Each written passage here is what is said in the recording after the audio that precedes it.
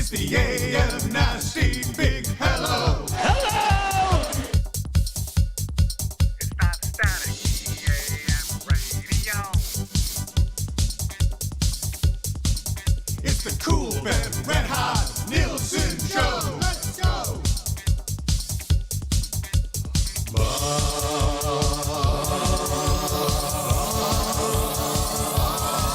Daddy likes.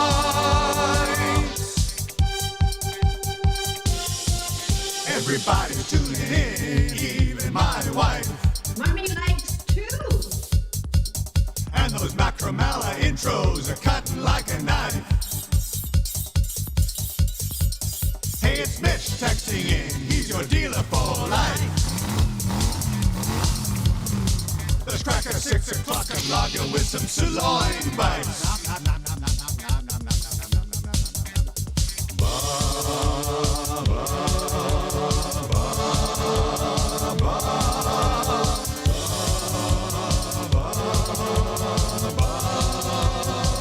Daddy likes. How dude.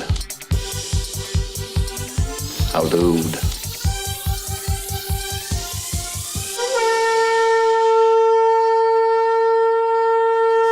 Good morning, AM Nasties. What's going on? Dustin and Lieutenant Eric back in the studio. Happy Tuesday. Ah. As you Happy Tuesday to you, my man. That is a hell of a thing for you to say to me. It's good to be back, isn't it? it's gonna be back in the studio, and it's nice to kind of start off with a Tombstone Tuesday as well. Oh, it's just perfect. kind of It's the perfect right into day. things, yeah. It is the perfect day to be back. We're in the Popeyes Louisiana Kitchen studio, where it is the last day today to get the Ekholm Cup. Nuge available tomorrow. Hopefully you've already got Hyman. Hopefully you've already got Nurse. I don't know if you have any more room in your bellies to get to another one of these delicious Oilers meals.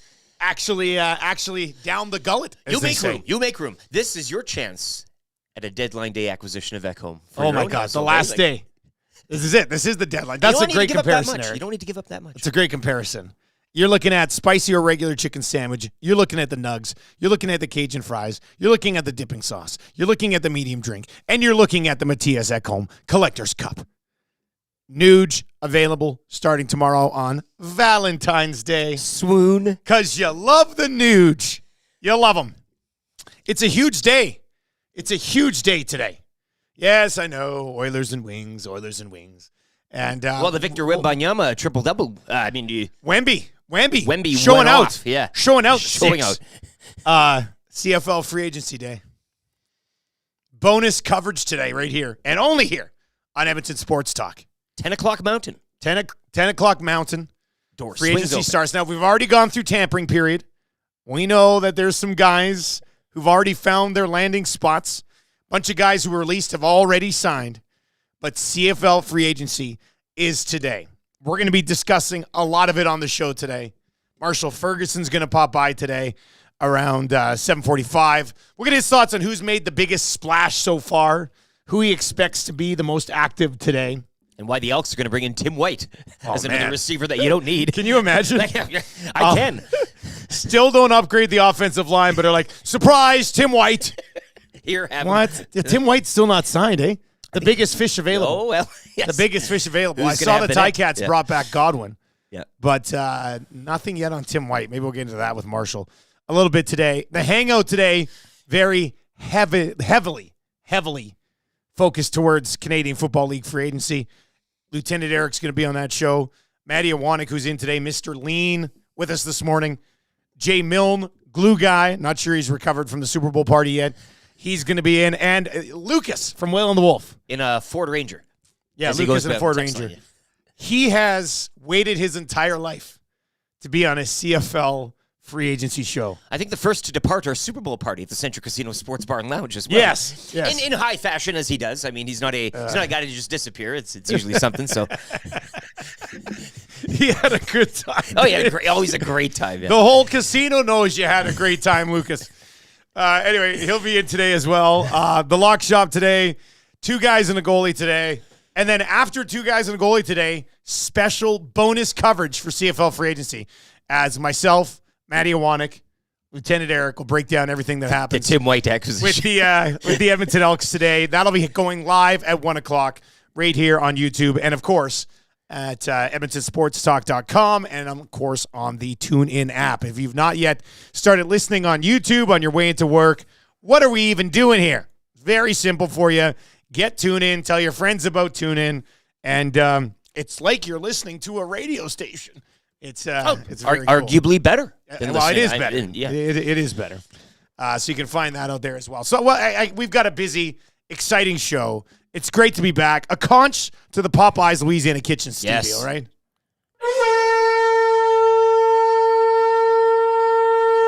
Oh, how we miss thee. It's so hot in here. I don't feel very hot today. No, but just Okay. spice and the sorry. heat. I thought you were talking like physically no. warm because Keep the usually it buttons is. done up. I know. Usually it is. To be honest with you, this is like a room temperature. Like we're Yeah, it's nice. beautiful. Some days it's cold, some days it's hot. This is It's like us not being in here live with this. has just Yeah, moderated the temperature. We're all settled now. Yeah. Nice, even. Huge shout out to Century Casino though for having us for all of our shows. Renee, yesterday. I think she's That was great. 30 hours of no sleep. She's just kind of playing the long game. But Huge- the hosting. Huge shout out to Vegas. Yep. For having us last week. That was a lot of fun. Great partners that we've got over at the Edmonton International Airport. The YEG was exchanging emails with them yesterday. They are just confirming contest dates. Okay. And then we will be giving away a trip to Vegas for you and a guest. Yeah, I know. It is pretty awesome. And thanks to Boston Pizza on Saturday night as well. It's been Oh, a my whirlwind goodness. of a week. It has been a whirlwind. 7 week, to hasn't 9, it? 10 days, if my math is right. We are almost to 7,000 subs. So if you're watching or listening, we know there are many, many, many, many more of you who check out the content who are not subbed to the channel yet.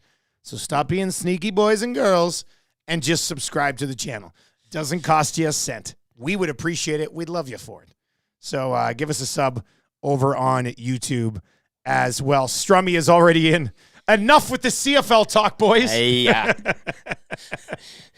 Oh, Strummy, we see you, man. Thank you for that.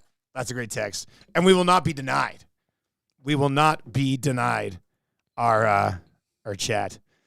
This text is in and says, has YouTube Trev been found yet? Missing person report needed. We did find YouTube Trev. He found us finally yesterday. Yeah, I actually did. Pop I by saw for a him little walking bit. from far, and I was like, Yeah. that's him. And now he's not going to be around for a few days. He's got some time off, but it's nothing related to us. Like, there's no like, did you guys suspend YouTube Trev? Oh, no. Why is he not working? No, he's got some. was He's, all- he's yeah, on a little so- trip out of town. So he's not suspended. He's not still missing. He's just got some much needed time off. Wouldn't have minded a relationship update, though, following, the girlfriend's grand entrance at Century Casino. Yeah. Well, that, she had to love that. that right? was something else. She had to absolutely love you. Love it all. It was a good time. 780-218-9999. The Edmonton Oilers are in action tonight. Sam Gagner back into the lineup for Matthias Janmark as Connor Brown continues to just be like, what exactly is it that you do here? I kill penalties. Leave me alone.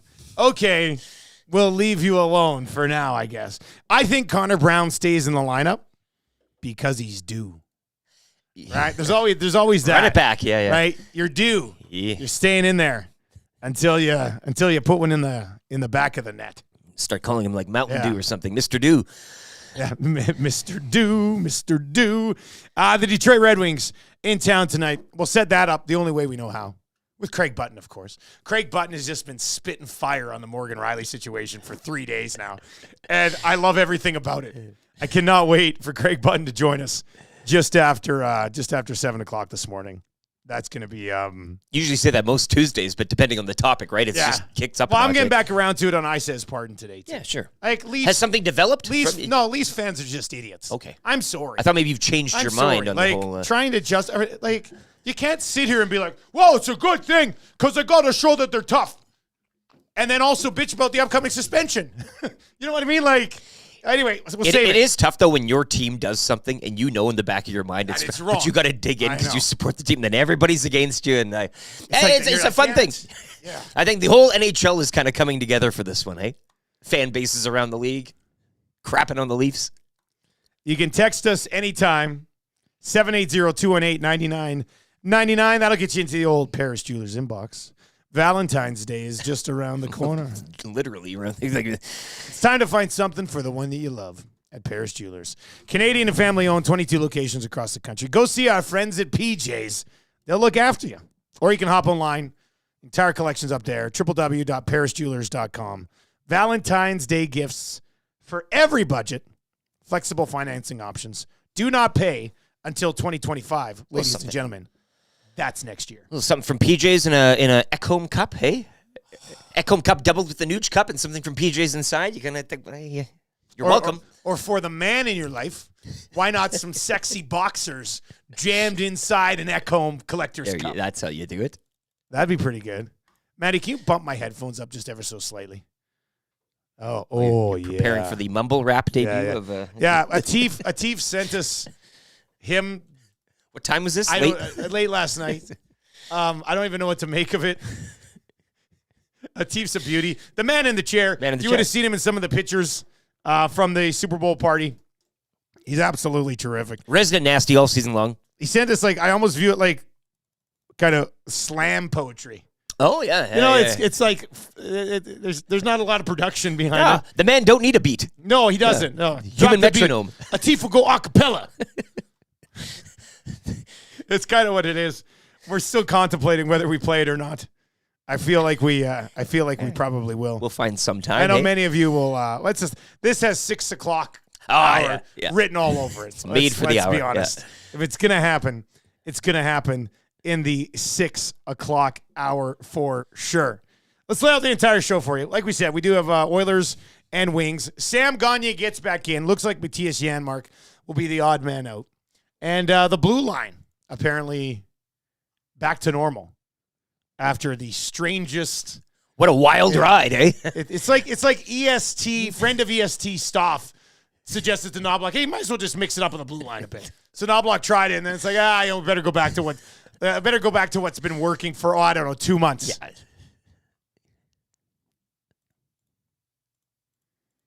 Oh, man. Stony Soprano Yukon says, Markstrom is tied with Brown with 4 points. Damn. Well, that one, that's kind of a reality check, isn't it? Yeah, but does Markstrom kill penalties? Yeah, I mean, technically the most important penalty killer is always the goaltender, right? So that's a tough look, I guess, if you're Connor Brown. But, keep grinding away and, as you good said, things will happen, I guess. He's due. They definitely do. I've been betting on him to score a goal for 30 games now. Let it ride. Yada. Marshall's not going to be able to go to post-secondary school. Tales of the North, 6:30 today. It's basically just me reading off great names for Sam Gagner from Twitter last night. I asked for some Sam Gagner names last night, and holy smokes, the nasties delivered. I think in the purpose of Tales of the North, a character like Sam. He's wise. A beloved, right? Well, exactly. Wise. But he's an elder. Yes, exactly. He's the reliable one. There's some good names, so we'll get into that as they take on one of his former teams. Sam's got many former teams, but one of them is the Detroit Red Wings. And he had a really nice season with the Red Wings a couple of years ago. They used him a bit. He put up points. Is he outproducing Connor Brown and Matthias Janmark? Yes. Can he stay in the line? No, it doesn't kill penalties. So I guess that would be the difference there for Sam Gagner. I says pardon coming up here in this segment as well. Craig Button, just after 7 o'clock today for Pro-Am Sports. With some AM nasties from out east slide into Pro-Am yesterday. Like they're on vacation out here from like the East Coast. Jack Cookson texted me yesterday. He goes, advertising works. And I was like, damn straight. We've been telling people on the East Coast to fly in and go to Pro-Am for years. And it's finally happened. So that's good. Any other stops on that EST tour for those people? It was just kind of a. I do love the whole. Well, it's all there, hey. Mr. Mike's is a pregame meal. It's all for there, these guys for sure. Cool Bet hotline of the day. We'll build an EST parlay today too. Obviously, weekly confessions for Spectrum Rental. 7:30 this morning. After the week we've had, there's got to be a confession or two out there. What happens stays. I will say, yada. I do like having the hotel room nap between our show and Lock Shop. Had a few of them last week at the hotel. Had one yesterday at Century Casino. Doesn't hit like Maddie's couch, but No, but I mean, yeah, Maddie's You'll couch take a is- bed. That's a love seat. Yeah. I wish the couch in Maddie's office was a little bit longer. just a bit, eh? But I've slept in there. You had an ottoman on the end. That'd be real nice. Yeah. I don't mind curling up in a love seat. Those chairs are okay. The recliner, that'll do for a 10-minute, A 15 little minutes, bit. right? Little snooze, little cat nap. Marshall Ferguson, 7:45 today, CFL free agency, because it tis be upon us. There's no way the Elks add another quarterback here, right? Well, I don't think you Like need this, to. this would be the Geno Lewis thing all over. I again. know. It's like they've got MBT, they've got Trey Ford, they've also brought in like 3 or 4 other quarterbacks. For the purpose of our broadcasting, though, I hope they do, just so it lights Maddie on fire. Like, no offensive line anywhere to be seen, but another quarterback. And Tim White. and Tim White. Tim White acquisition would be that would be something else. So Marshall will be by just after 8 o'clock. Kind of easy trivia for Mr. Mike's. 3 questions too many for Park Mazda. Gager is going to join us today. We'll get his thoughts on the Oilers and the Wings. And then, of course, an orange and blue breakfast from Mobile One. Blue Water Lubricants. They've been around for 50 years. So you know they're good. And, we'll get you ready for the Oilers and the Wings. If you are watching on YouTube, subscribe, hammer the thumbs up for us as well as we creep towards 7,000 views. I want to get to one of the comments over here on YouTube. Came in a little bit ago. I love this one. Zinger. Usually have to listen to the podcast recordings. Glad I can finally catch one live. Zinger, Hey. this conch is for you.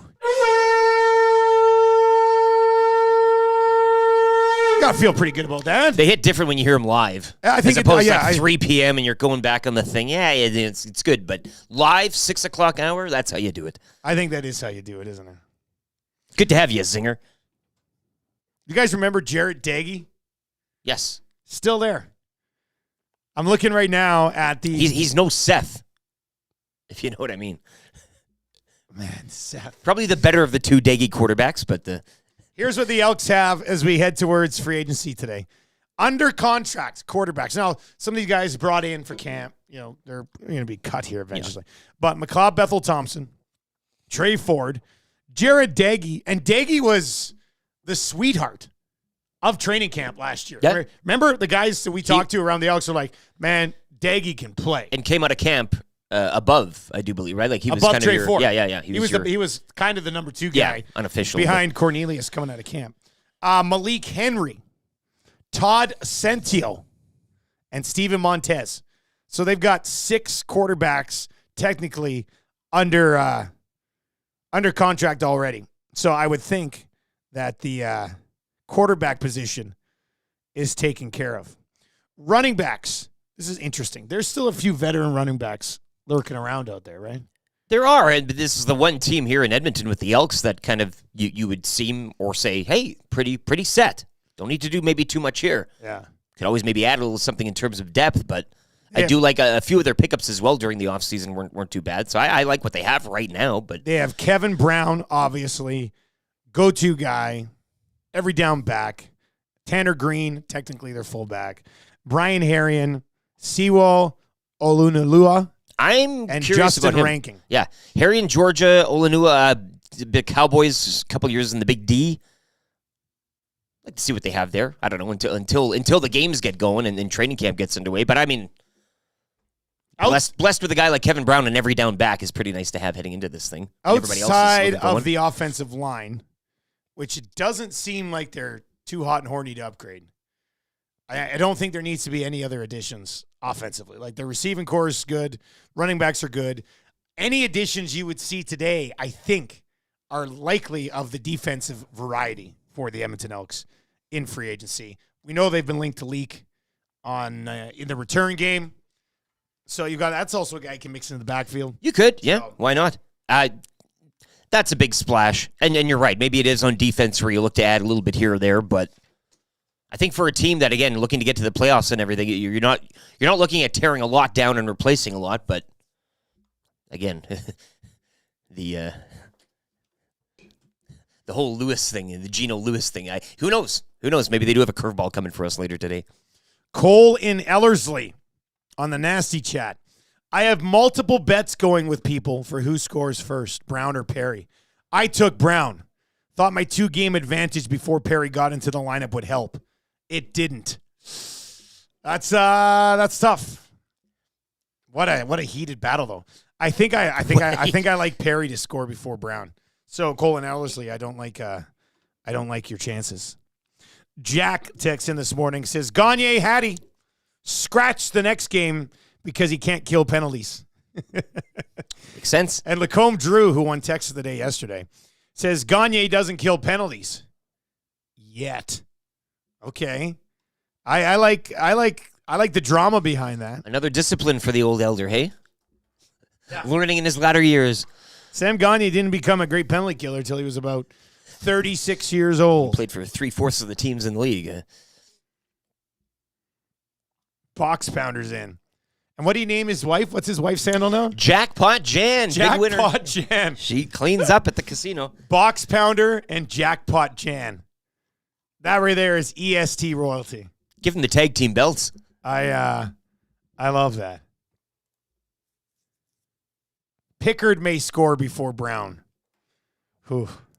That'd be a tough one to deal with in the room, eh? Well, the chirps would be hilarious. especially Pickard being that room guy. Yeah. Probably has a few jokes already prepared for that day. All right, speaking of hilarious, Atif sent me this audio yesterday. It's not super duper clean, but I think you'll get the gist of it. This is Atif. I don't even know what else to say. It's just, this is Atif. Good morning, AM Nasties. Dun, dun, dun, dun, dun. It's the AM Nasty. It's the Nielsen show. Dun, dun, dun, dun, dun. It's game day for the Oilers as the Detroit Winds come into Ice District. Dun, dun, dun, dun, dun, dun. There will be no hot wings served tonight at Rogers Place. Dun, dun, dun, dun, dun, dun. The EST crew had a Super Bowl party. Dun, dun, dun, dun, dun, dun. It was at the Century Casino. Dun, dun, dun, dun, dun, dun. The whole crew was there. Dun, dun, dun, dun, dun, dun. You had Dustin Nielson, Matty Wanick, Lieutenant Eric J. Mill. Dun, dun, dun, dun, dun, dun. You also had intern Zach making his way through the radio network. Dun, dun, dun, dun, dun. You also had YouTube Trev, who is Stuart Skinner's lost brother. Dun, dun, dun, dun, dun. And please don't let me forget, but Tommy Gazzola was there and he wasn't late. Dun, dun, dun, dun, dun, dun. We also had Renee and her amazing staff from Edmonton. A sports bar and casino at the Century Casino. Dun, dun, dun, dun, dun. AM Nasties, I have one question for you. Dun, dun, dun, dun, dun, dun. What you gonna do when the Nielsen show goes wild on you? That's it. There's a lot to unpack here. Finishing it off with the Hulk. Like Yeah. it's coming out of left That field. came for a out of second. nowhere. Do. I love how he subscribes to no music theory at all. Makes up his own time, the rhymes, I'll stop here. Now I'll ask a question in the middle of the song. Like, brilliant stuff. 10 out of 10, 5-star. Is it too early to put him on SD watch? Do. In the category of low production, high creativity, Atif. In the category of strange thing we probably shouldn't have played on the air. Congratulations, Atif. How do you even, like, what is like a pillow over his face? How do you, what's the quality there? What's the filter he's smacking not great. on that puppy? I'm not too. I did actually put a filter on it to try to clean it up a bit. So this is the remix. I mean, that's a highlight here. Let's see here. Dun, dun, dun, dun, dun. Yeah, right there, like that. We can clip this right here. Dun, dun, dun, dun, dun. You can basically end it to whatever you want to say. Say whatever you want, Yeah. and then add the da-da-da-da, and now you have a song. Yeah, here I got one. Connor Brown's never gonna score. Dun, dun, dun, dun, dun. Last day for the Ekholm Cup at Popeyes. Dun, dun, dun, dun, dun. Send us your Atif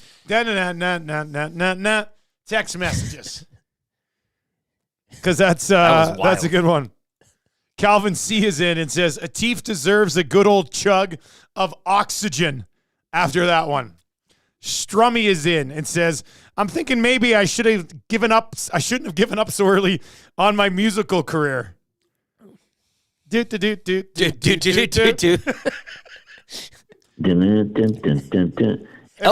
bring in Tim White. 780-218-9999. All right? Send in your text messages, okay? Rip City Step is in and says, new national anthem. The Cobra in Clairview. Thank you for playing this. Thank you. The real Slim Davy comes in good. The should be your breaking news sounder. Oh, man. Yes, we found it. We Breaking finally news. found it. Breaking news. The Oilers have traded for a top 6 winger. That's too good. That's too good. My God. Keep those. Or even an ex-draft sounder, perhaps. Hey, maybe the draft sounder moving forward. It doesn't depend on the.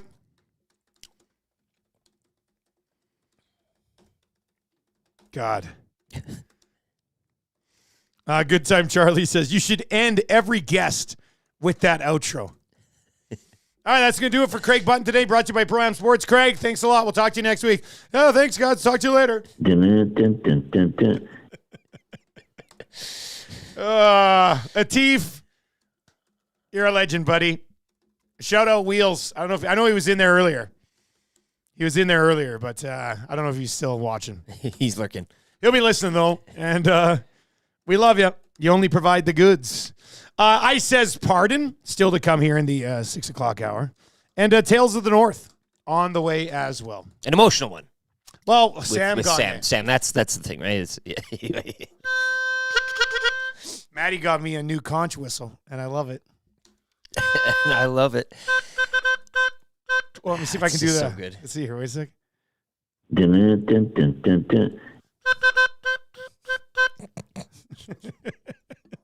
All right, send us your text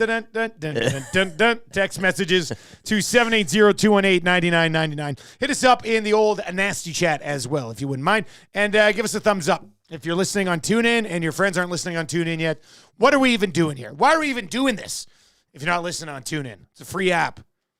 You can listen in your car on the way to work. Get it now. Static free. Listen Listen on TuneIn. All right, we've got a sports update for Green Plan with Lieutenant Eric. Let's get into it. Tales of the North coming up here on the other side. Nielsen Show uninterrupted here and only here on EdmontonSportsTalk.com.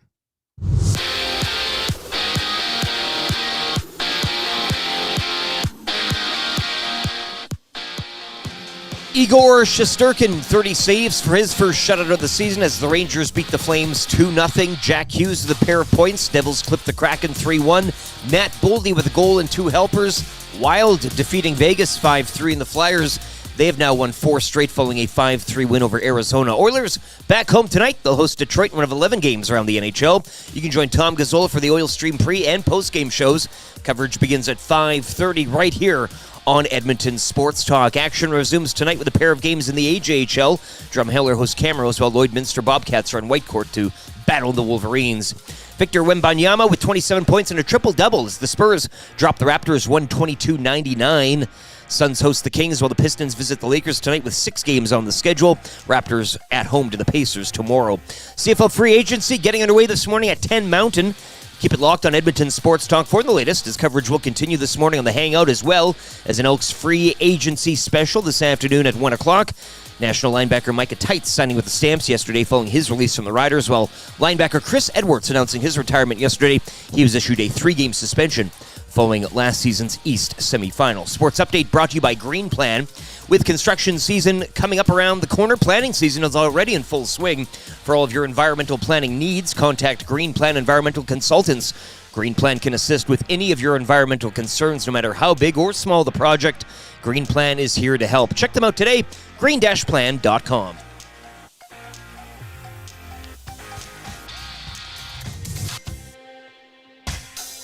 What say you? Hey, nasty crew. We got the Nielsen Show flu. Well, there's nothing we can do about it. What say you?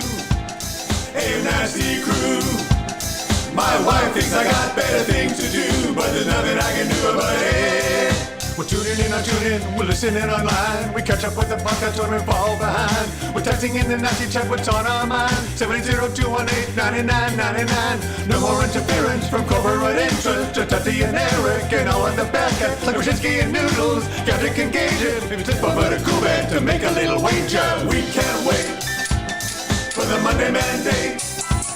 Sharky's always on time. Tommy's always late. Would you like a cup of tea? Forget about the old place. Hey, we were number one in the text race. We don't miss all the commercial breaks, but we sure miss Nickelback today. We wanna hear some hot takes and we wanna hear Renee. Why not hold the neck up when I wanna kids away? Beat left the tire fire and remember that name. We love every goal song, but what about the games? Macro, Rapaport, Gager, Engineer. It ain't Christmas season, but they sound like reindeer. Button and my cousin and the tales of the North. All about them given person, Dusty go forth. What say you? AM Nasty crew. We got the Nielsen Show flu. And there's nothing we can do about it. And there's nothing we can do about it. And there's nothing we can do about it. Oh, yeah. Nielsen's Show continues to roll along. Coming at you from the Popeyes Louisiana Kitchen Studios. Jimmy in the nasty chat suggests to replace the Tales of the North music with the That would be tough. oh no loop. That'd be tough. This is a good one from Stoffer for Premiere on YouTube.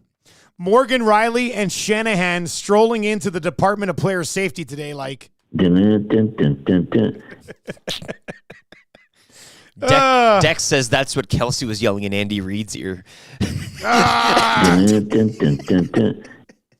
Man, so I didn't have a chance to really watch it because of the party we were having on Sunday night. But Travis Kelce laying out Viva Las Vegas on the stage with the trophy. He hit it pretty good. Little cringeworthy. It's whatever. The yelling, I was like, oh, he's going to hit the octave. And it was not bad. Like, he kind of got it out there. But it was good. They cut to Taylor Swift at one point, and she was like, that's my boy. That's my guy. That's him there. That's my guy. Doing his thing.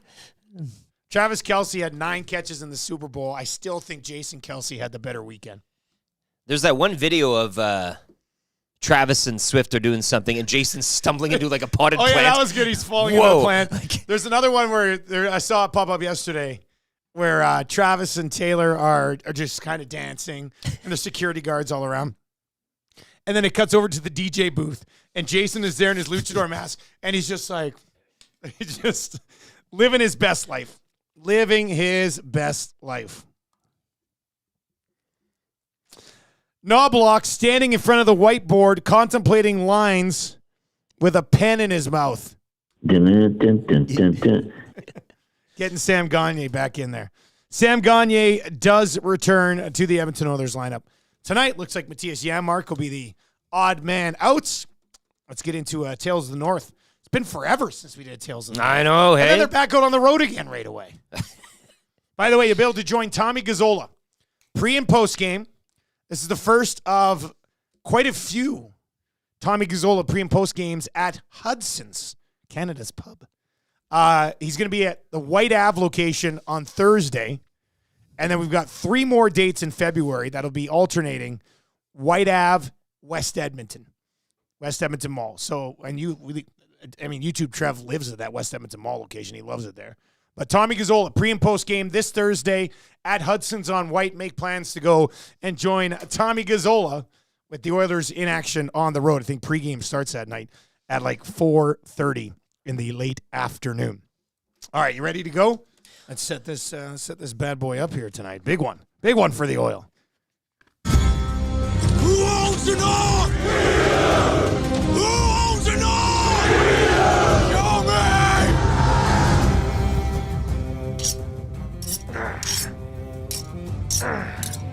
Do-do-do-do-do-do-do.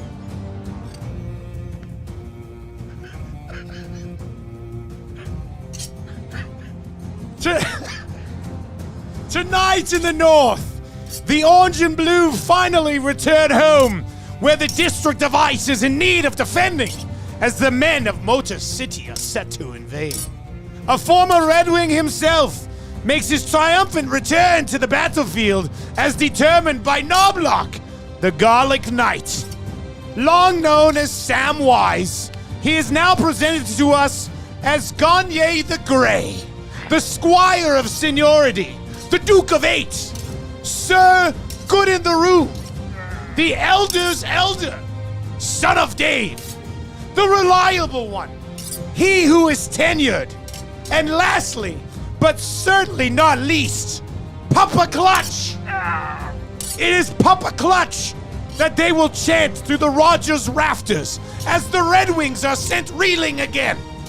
These are the tales of the North, and may they be heard far and wide across this great land. Tonight, we don't stop the wheel. Tonight, we break the wheel. Ah!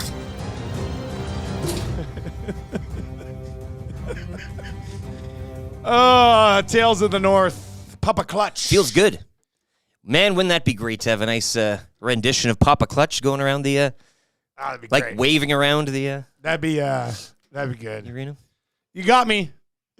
Ah. You got me. Did it sound good through the mask, Through Gager? It was almost like a buddy, Teeps it recording, sounded, Same type of quality. That sounded great. But you got me. I was not expecting a team thing to start. My God. That was too good. Here are some of the names that we went to. These all came from Twitter, with the except I think I came up with the Elder's Elder. But Gagne the Grey, the Squire of Seniority, Duke of Eight. This is a good one. I had to fit this in. Sir Good in the Room. And you say it just real fast. Sir Good in the Room. Sir Good in the Sir Room. Good in the Room. The Elder's Elder, Son of Dave, the Reliable One, he who is tenured, and lastly, Papa Clutch. Like, how's there not, if Sam Gagne scores tonight, and you are not chanting some form of Papa Clutch, what are we even doing here? Sir Good in the Room. Sir Good in the Room. Sir Good. So good in the room. So good in the room. Papa Clutch. Papa. That would be, do it, Edmonton. Come on. It's got a good punch to it, yeah. Right? Sam Gagne scores tonight against one of his former clubs, and Rogers is chanting Papa Clutch. One side's doing the Papa, the other side's answering with the clutch. Oh, and it's going the back and forth. Now, if the Oilers were on top of this, they'd have signs ready. And then they'd run down like they do at an Elks game, and one side holds up Papa, the other side holds up Clutch. Easy. Papa, Clutch, Papa, Clutch. That would be dueling chants, but all the same chants at the same time. Get Zach to come to make those signs this afternoon. What else? The What else turnaround is this time guy is a gonna half do? an hour. You could probably. He needs to make some signs. Zach can make you a sign right now. I think that would be great, though. Edmonton Oilers. We're going to talk about it a little with Craig Button here. I know they got shut out last game. Well, goalied, if you will, by a big save it to David. Please. Please. But, How lewd. I wouldn't be worried, I guess, if I was a fan that this team's going to come up short offensively. You know, Does the opposition at all bother you? The Oilers have been hot since the new year. The Red Wings are right on their tail, quietly, albeit out in the East. Like, I think this is a game that they should definitely be up for. So, Yeah. I think this opposition is perfect. This is not a juggernaut of a team, No. but it's a very good team. And if you're the Edmonton Oilers and you don't have a good start and you fall behind, yeah, can you push and come back? Sure, probably. a good team in the East. But, That you I should mean, be. the Detroit Red Wings are a pretty good hockey team. And I think I think it's a good test, and they should be ready for it. Lyon goalied them a bit, too, in the meeting in Detroit. And then in the third period, they got a little more traffic in front of it, and bing, bang, and they came away with the result. But you're right. I'd rather play maybe a team like this as opposed to something that maybe you lessen your psyche towards. But Yeah, you got to be ready for the Red Wings. It's just one game home. You Come have home, to. be focused, Yeah. and then get back out on the road. But Gazdick joined us, too, and he kind of said those teams in the East, those wild card nibblers or whatever you want to call them, a little less than the West in terms of arsenal and firepower and whatever. So a good test, a stiff test, but one they should pass. You would hope, you would think. playing the games that they'd played against Vegas and the Kings should get you a result against. No? Not the Kings game. Combined. They had looks, they had chances. I mean, it's not like they were totally. Is their level of play lately good enough to beat the Red Wings tonight? I would think it certainly gives you a shot at it. Because the level of play and the results, Knobloch's been talking about them in opposites, right? He was saying during the end of that winning streak that maybe we weren't playing their best, and he's seen some good stuff over the last few games. Now, you get goalied in the one Saturday night. I mean, that can happen. Not goalied. When YouTube Trev waltzes in late at the Century Casino. Dun, dun, dun, dun, dun. That was much. kind of him. He had that white Cool Bet hat on, and I saw him from afar, and he was just kind of getting closer and closer. I'm like, there he is. Oh, my God. Here we go. Here we go. I did briefly think this last night while prepping for the show today. Because I know we're going to talk with Craig Button about the Oilers are 7th in the league in goals for. I don't think everybody needs to be concerned about their lack of offense because of the losses to the Kings and Golden Knights. Maybe it's a valid concern. I'm not buying into it just yet. Feel free to convince me otherwise. I'm here for the discussion. I'm here for the argument. But I did think briefly last night, if you don't start getting something from McLeod, Fogle, and Holloway, do you try to sort of mix up the top 9 a little bit? And I'm very pro McDavid, Hyman, Nuge, even though McDavid, Hyman, Nuge lately hasn't been first half of the season McDavid, Hyman, Nuge. But you're a little more middle six, right? You've got some pieces that you can move around a little bit, even to maybe sort of just try to jumpstart some of these guys who've slowed as of late. But we talk about pendulum swinging, too. Is this more indicative of what they are? The McLeods, like Fogle was playing out of his skin, contract year, whatever you want to say. McLeod had the tough start, turned it on a bit, but now he's like, is this... I don't know how you grade him and score him overall. It just keeps swinging from one real extreme to the other, but... Well, we'll just ask you this morning. Just a simple question. This is a simple question. Are you actually concerned about the Oilers' offense? I'm going to tweet this out, too. I'm very curious to see where people come out on this. Because I don't think the majority of people would be concerned about the offense. Once again, we looked into it the last couple of days. Are you Twitter polling this? I'm Twitter polling it right now. Here we go. And we'll see. What would you guess the results of this? And the question is just, are you worried regarding offense? Are you actually concerned about the Oilers' offense? Yes or no? This is not a difficult question to answer. I bet it's a 60-40-ish no. Give or take 5. Sounds reasonable. I feel like it should be like an 80-20 no. Sure, yeah. But given the... Yeah. Yeah. You know what they say about polls? There's always 5% variance there for... Yeah, exactly. The degree. And you are a glass half full guy. Big time glass half full guy. Tube socks as well. He's perfectly fine. It's all part of the plan. I think it's ridiculous that I even have to post that question. You know? It just... Are you actually concerned, you say, about the Oilers' offense? Yeah, well, let me cast a vote. Some people might moderately be concerned a little bit, but are you actually concerned? Like, for those of you who can't sleep at night because of certain Oilers things. That can't be one keeping you up. Are you losing sleep over the Oilers' lack of offense? Is that really a thing? If that's your poll, it's 100% no.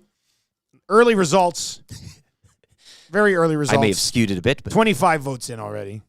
60% no, 40% yes. Yeah. Everybody, Lieutenant Eric. Hey, the pollster. They don't call me the pollster for nothing.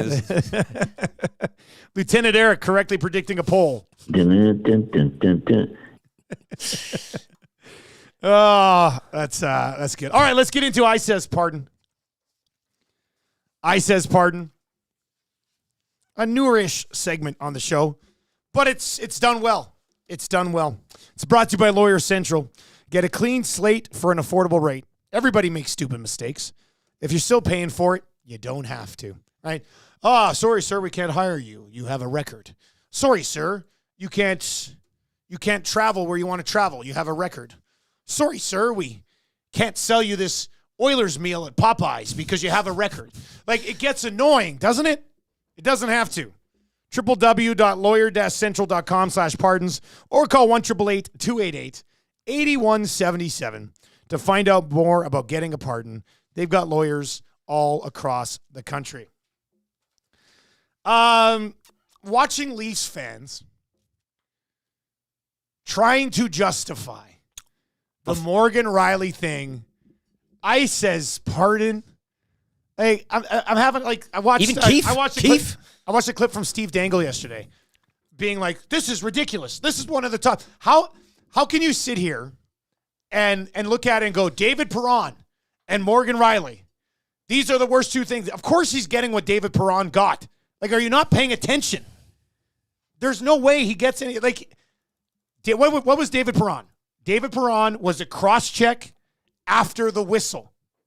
People like Leafs fans are imagining that this play didn't happen after a goal, after a whistle. Like, they're trying to justify it as it was like some sort of hockey play, which it wasn't. Open up your bloody eyes. He did score. There's nothing to argue here.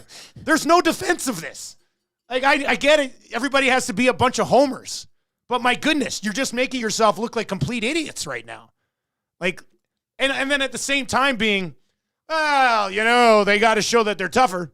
Okay, well then just suck it up and say, yeah, they're tougher. You know what happens? You do something stupid to prove that you're tougher and bring violence back into the game again. Why are we still asking Ryan Reeves about things in 2024? I've got that thing I'm wondering about right now too, because it makes zero sense. You says pardon? This happened after the bloody whistle. A cross-check to the head. There's no two ways about it. He's getting the book thrown at him, as he should. Stop trying to justify it.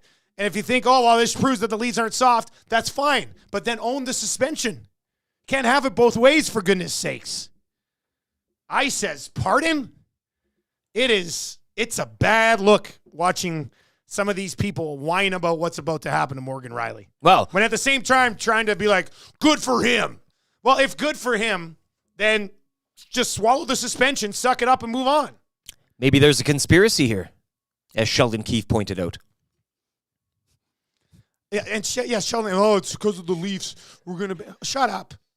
What do you... Like, honestly, it was well after the whistle.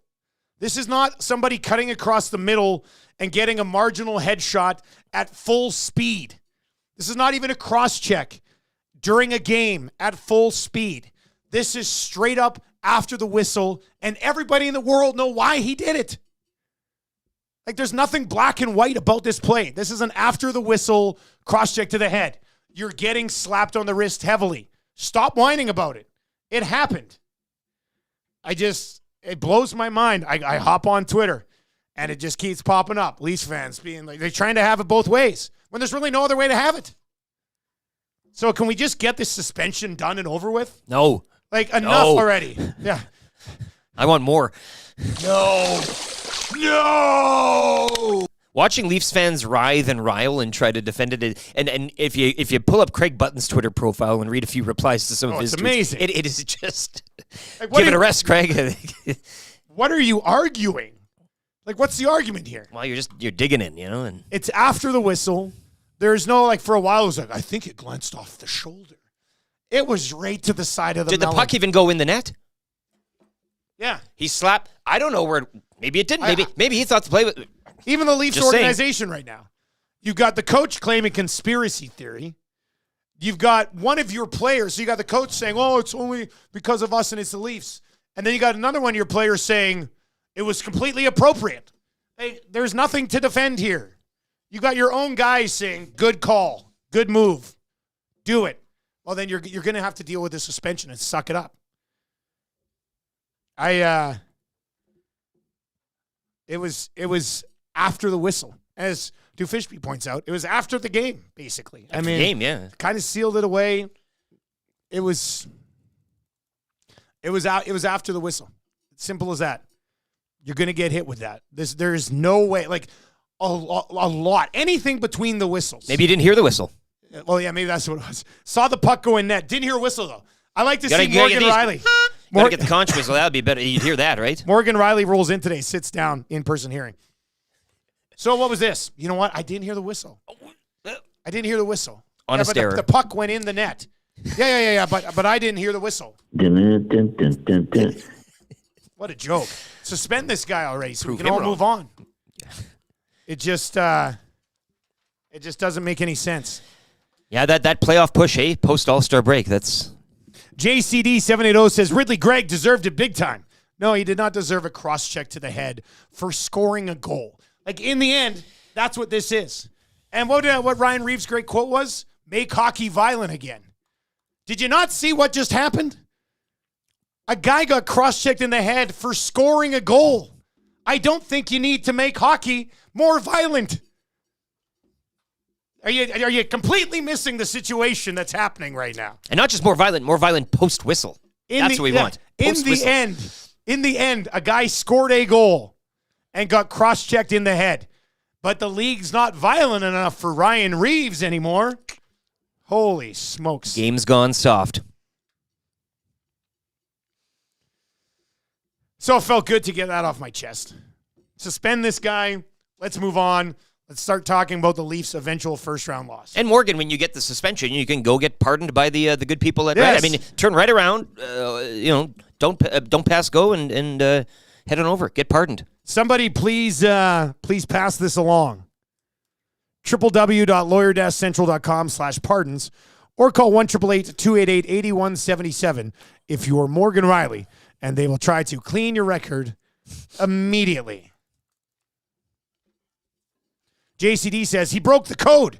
Do not understand that. Yeah, but what part of the code is cross-checking other players in the head? Post whistle.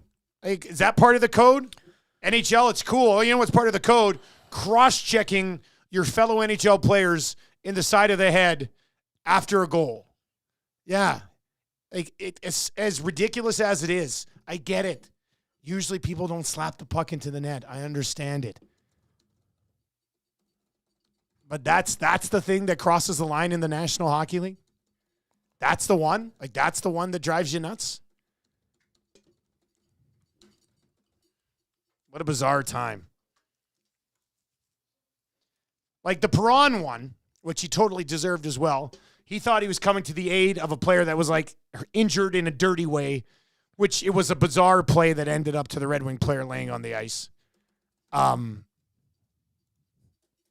Perron was thinking he was going to defend a teammate. What was Morgan Riley defending? Honor. His honor? Honor. The code? And in hockey, that's more important than any teammate, I would argue. But I've never played competitively, so I wouldn't know.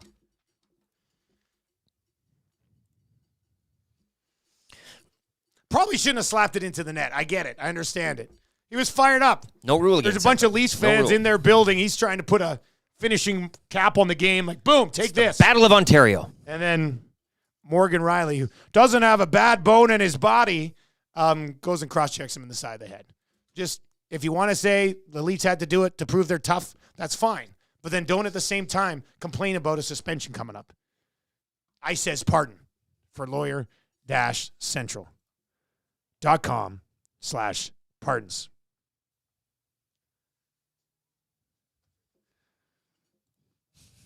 JCD780, one more. He says, I know one thing. Greg won't slap shot puck in the empty net ever again. I hope he does. I hope Ridley Gregg goes against the code again. The code breaker, Ridley Gregg. If you're let's say this.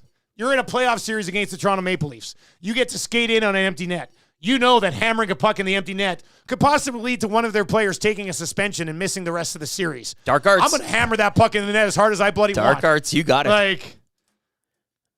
Is there some sort of rule? Do you think in the code that all these players get when they sign up to play in the National Hockey League? When you sign your first contract, the team slides a book across that says the code. And part of the code is you can't shoot a puck more than 50 miles per hour into an empty net. Yes. That's just a code. But you can do it at 100 miles an hour at an actual human in the net. I just think the whole thing's ridiculous. Suspend him. Leafs fans own it. He deserves it. Everybody move along. Why not spend the next 2.5 weeks worrying how your blue line's not even going to become close to being able to replace Morgan Riley? All right, 780-218-9790. 9999 780-218-9999, and we will get to a few of those. There'll be a good discussion about this on Two Guys and a Goalie today with Cass and Gager. Gager's going to be by around 8:25 today as well. Strummy, no bad bone in his body. McDavid snapped both of his ankles a few years ago. He's got 2 bad bones. Strummy, please, the guy's already dead. Somebody says it would help if the code was written down. I'm reading that right I now. like that. On 2 stone tablets. Yep. Morning, guys. It would help if the code was written down. Slap shot too hard. Wrist shot sure, but not over 42 mph. Otherwise, a cross-check to the face. I think that would make it clearer for everybody. Here. Yeah. Guys, not only did he take a cross-check to the head, the next time the two teams play against each other, he'll probably have to fight. You know what'll happen? Sheldon Keefe will throw the tough guy out there, Ryan Reeves, and the Sens will score 2 goals and go up 2-0. Then they'll have a chance to actually bury an empty netter again. And that'll be really interesting. All right. Craig Button's going to join us coming up here just after 7 o'clock. We will get Craig's thoughts on, well, actually, where's our poll results here on this Oilers question? 60-40? 62-38. Aha. Are you actually concerned about the Oilers offense? Strummy replied to my tweet with this. That is a hell of a thing for you to say to me. Smooth move. But 37% of people are actually concerned about the Oilers offense. Dave is in on Twitter and says, I'm not convinced they're making the playoffs. Crazy, I know. He says crazy, I know. And then Bone is in and says, not completely, but a little bit. Yeah, it's not keeping you up at night. He's a little bit concerned. But are you actually concerned? That's the question. Craig Button will give us an answer for that. Should they be in desperation mode for a top 6 forward? And I'm happy to chat with Craig before the suspension comes down, just to get a real good take on it from Craig Button. Your thoughts on all of it, 780-218-9999. That is the Paris Jewelers inbox. Let's get to a sports rewind with Lieutenant Eric.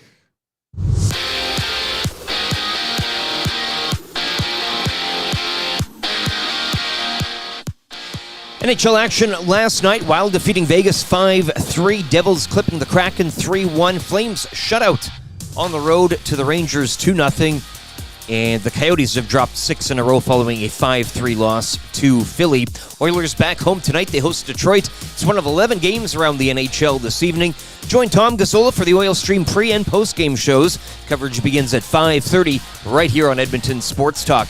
Victor Wembanyama had 27 points in a triple-double. Spurs defeating the Raptors 122-99 from the T-Dot. Suns host the Kings while the Pistons visit the Lakers tonight with 6 games on the NBA schedule. Raptors are at home to Indiana tomorrow. Back over to hockey. Action resumes tonight in the AJ with a pair of games. Drumheller hosts Camrose while Lloydminster are in Whitecourt. CFL free agency officially getting underway this morning at 10 Mountain Time. You can keep it locked on Edmonton Sports Talk for the latest. Coverage will continue this morning on the Hangout, as well as an Elks free agency special this afternoon at 1. Sports Update brought to you by Universal Rewind, reminding you that regular motor maintenance will prevent costly downtime. Contact them today to learn more about their motor maintenance services. Choose experience, expertise, and quality. Choose Universal Rewind.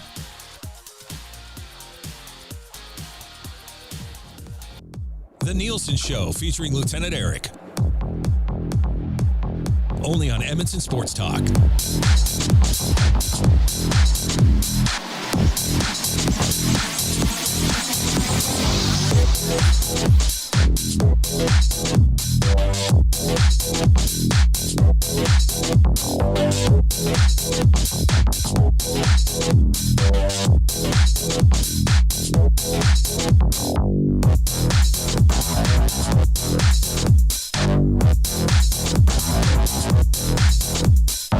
.02 on The Nielsen Show. Thank you very much for joining us today. If you're watching on YouTube, give us a sub, give us a thumbs up. We would appreciate that. And if not, if you are listening online, you know you can text us anytime, 780-218-9999, 780-218-9999. You can listen at edmontonsportstalk.com on our web player or, of course, on the free TuneIn app. Just download it today and listen on your way into work. Jasmine texts in today and says, Morgan Riley is just a spoiled brat since the All-Star game. He had no business thinking he was all that with that mug of a face. That's Jasmine bringing in some heat today. Got to appreciate that. Oilers and Wings tonight. We're going to set that bad boy up. We got your cool bed hotline of the day. Probably build a little EST parlay. We'll go there around 7:20 today. Weekly Confessions, 7:30 this morning. And Marshall Ferguson on CFL Free Agency Day. Does it get any better than this? The answer, of course, is no, it doesn't. Hangout, heavy CFL Free Agency show today. And we will have a CFL Edmonton Elks Free Agency special at 1 o'clock today. Bonus coverage today here on Edmonton Sports Talk. Amos texts in. Good morning. If Riley had dropped his gloves and grabbed him, then his reaction is not an issue. The issue is how he used his stick. Just my opinion.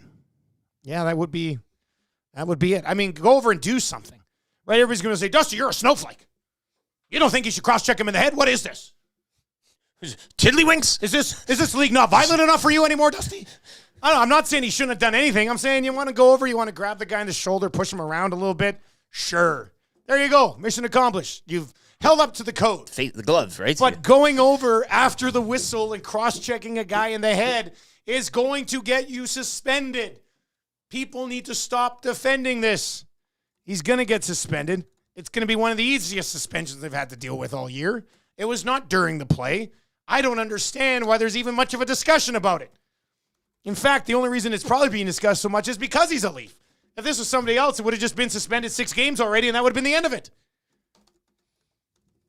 I think we cracked the code here.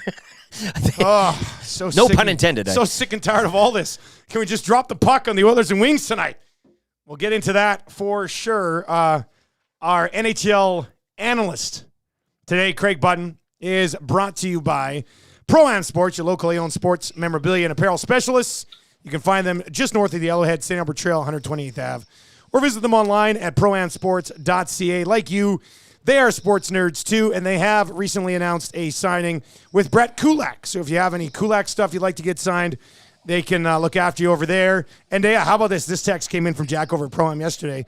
There was a couple in the store yesterday from Cape Breton, and they are EST listeners. Cape Breton? Cape Breton. Wow. Roll into town, go to Pro-Am, and say they're only there because they listen to the show. That's pretty awesome. 3 time zones away, hey? Craig, I'm sure you're excited this morning to talk about the Morgan Riley play for a few more minutes, eh? Well, yeah, I mean, hey, listen, I got the breakdown last night. The Toronto Maple Leafs, they're going to fly in the morning to New York, management and Morgan Riley, and they're going to have a face-to-face, and they're going to sit down with the Department of Player Safety and try to outline how this cross-check doesn't merit a severe suspension.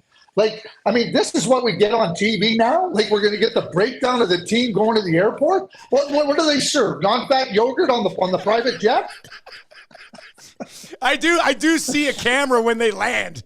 As they land, there'll be the camera. Riley jet. Yeah, it gets escort to the office. I mean, I don't Craig, tell me what case they make. What case do you make? You cross-check the guy in the head after the puck went in the net. I don't know what the case is here.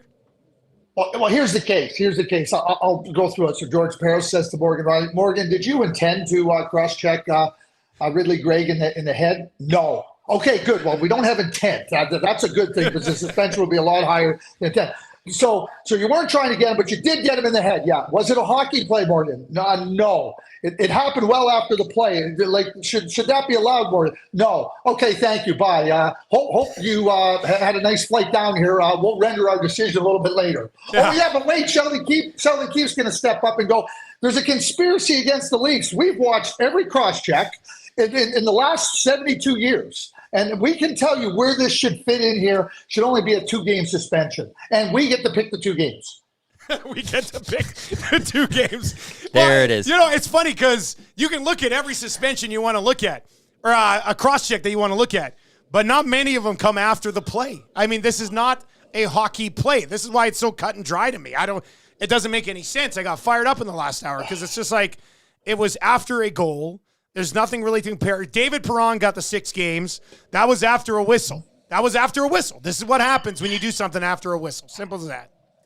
Yeah, and you could even argue, that David Perron's cross-check was in the heat of the moment, the heat of the game.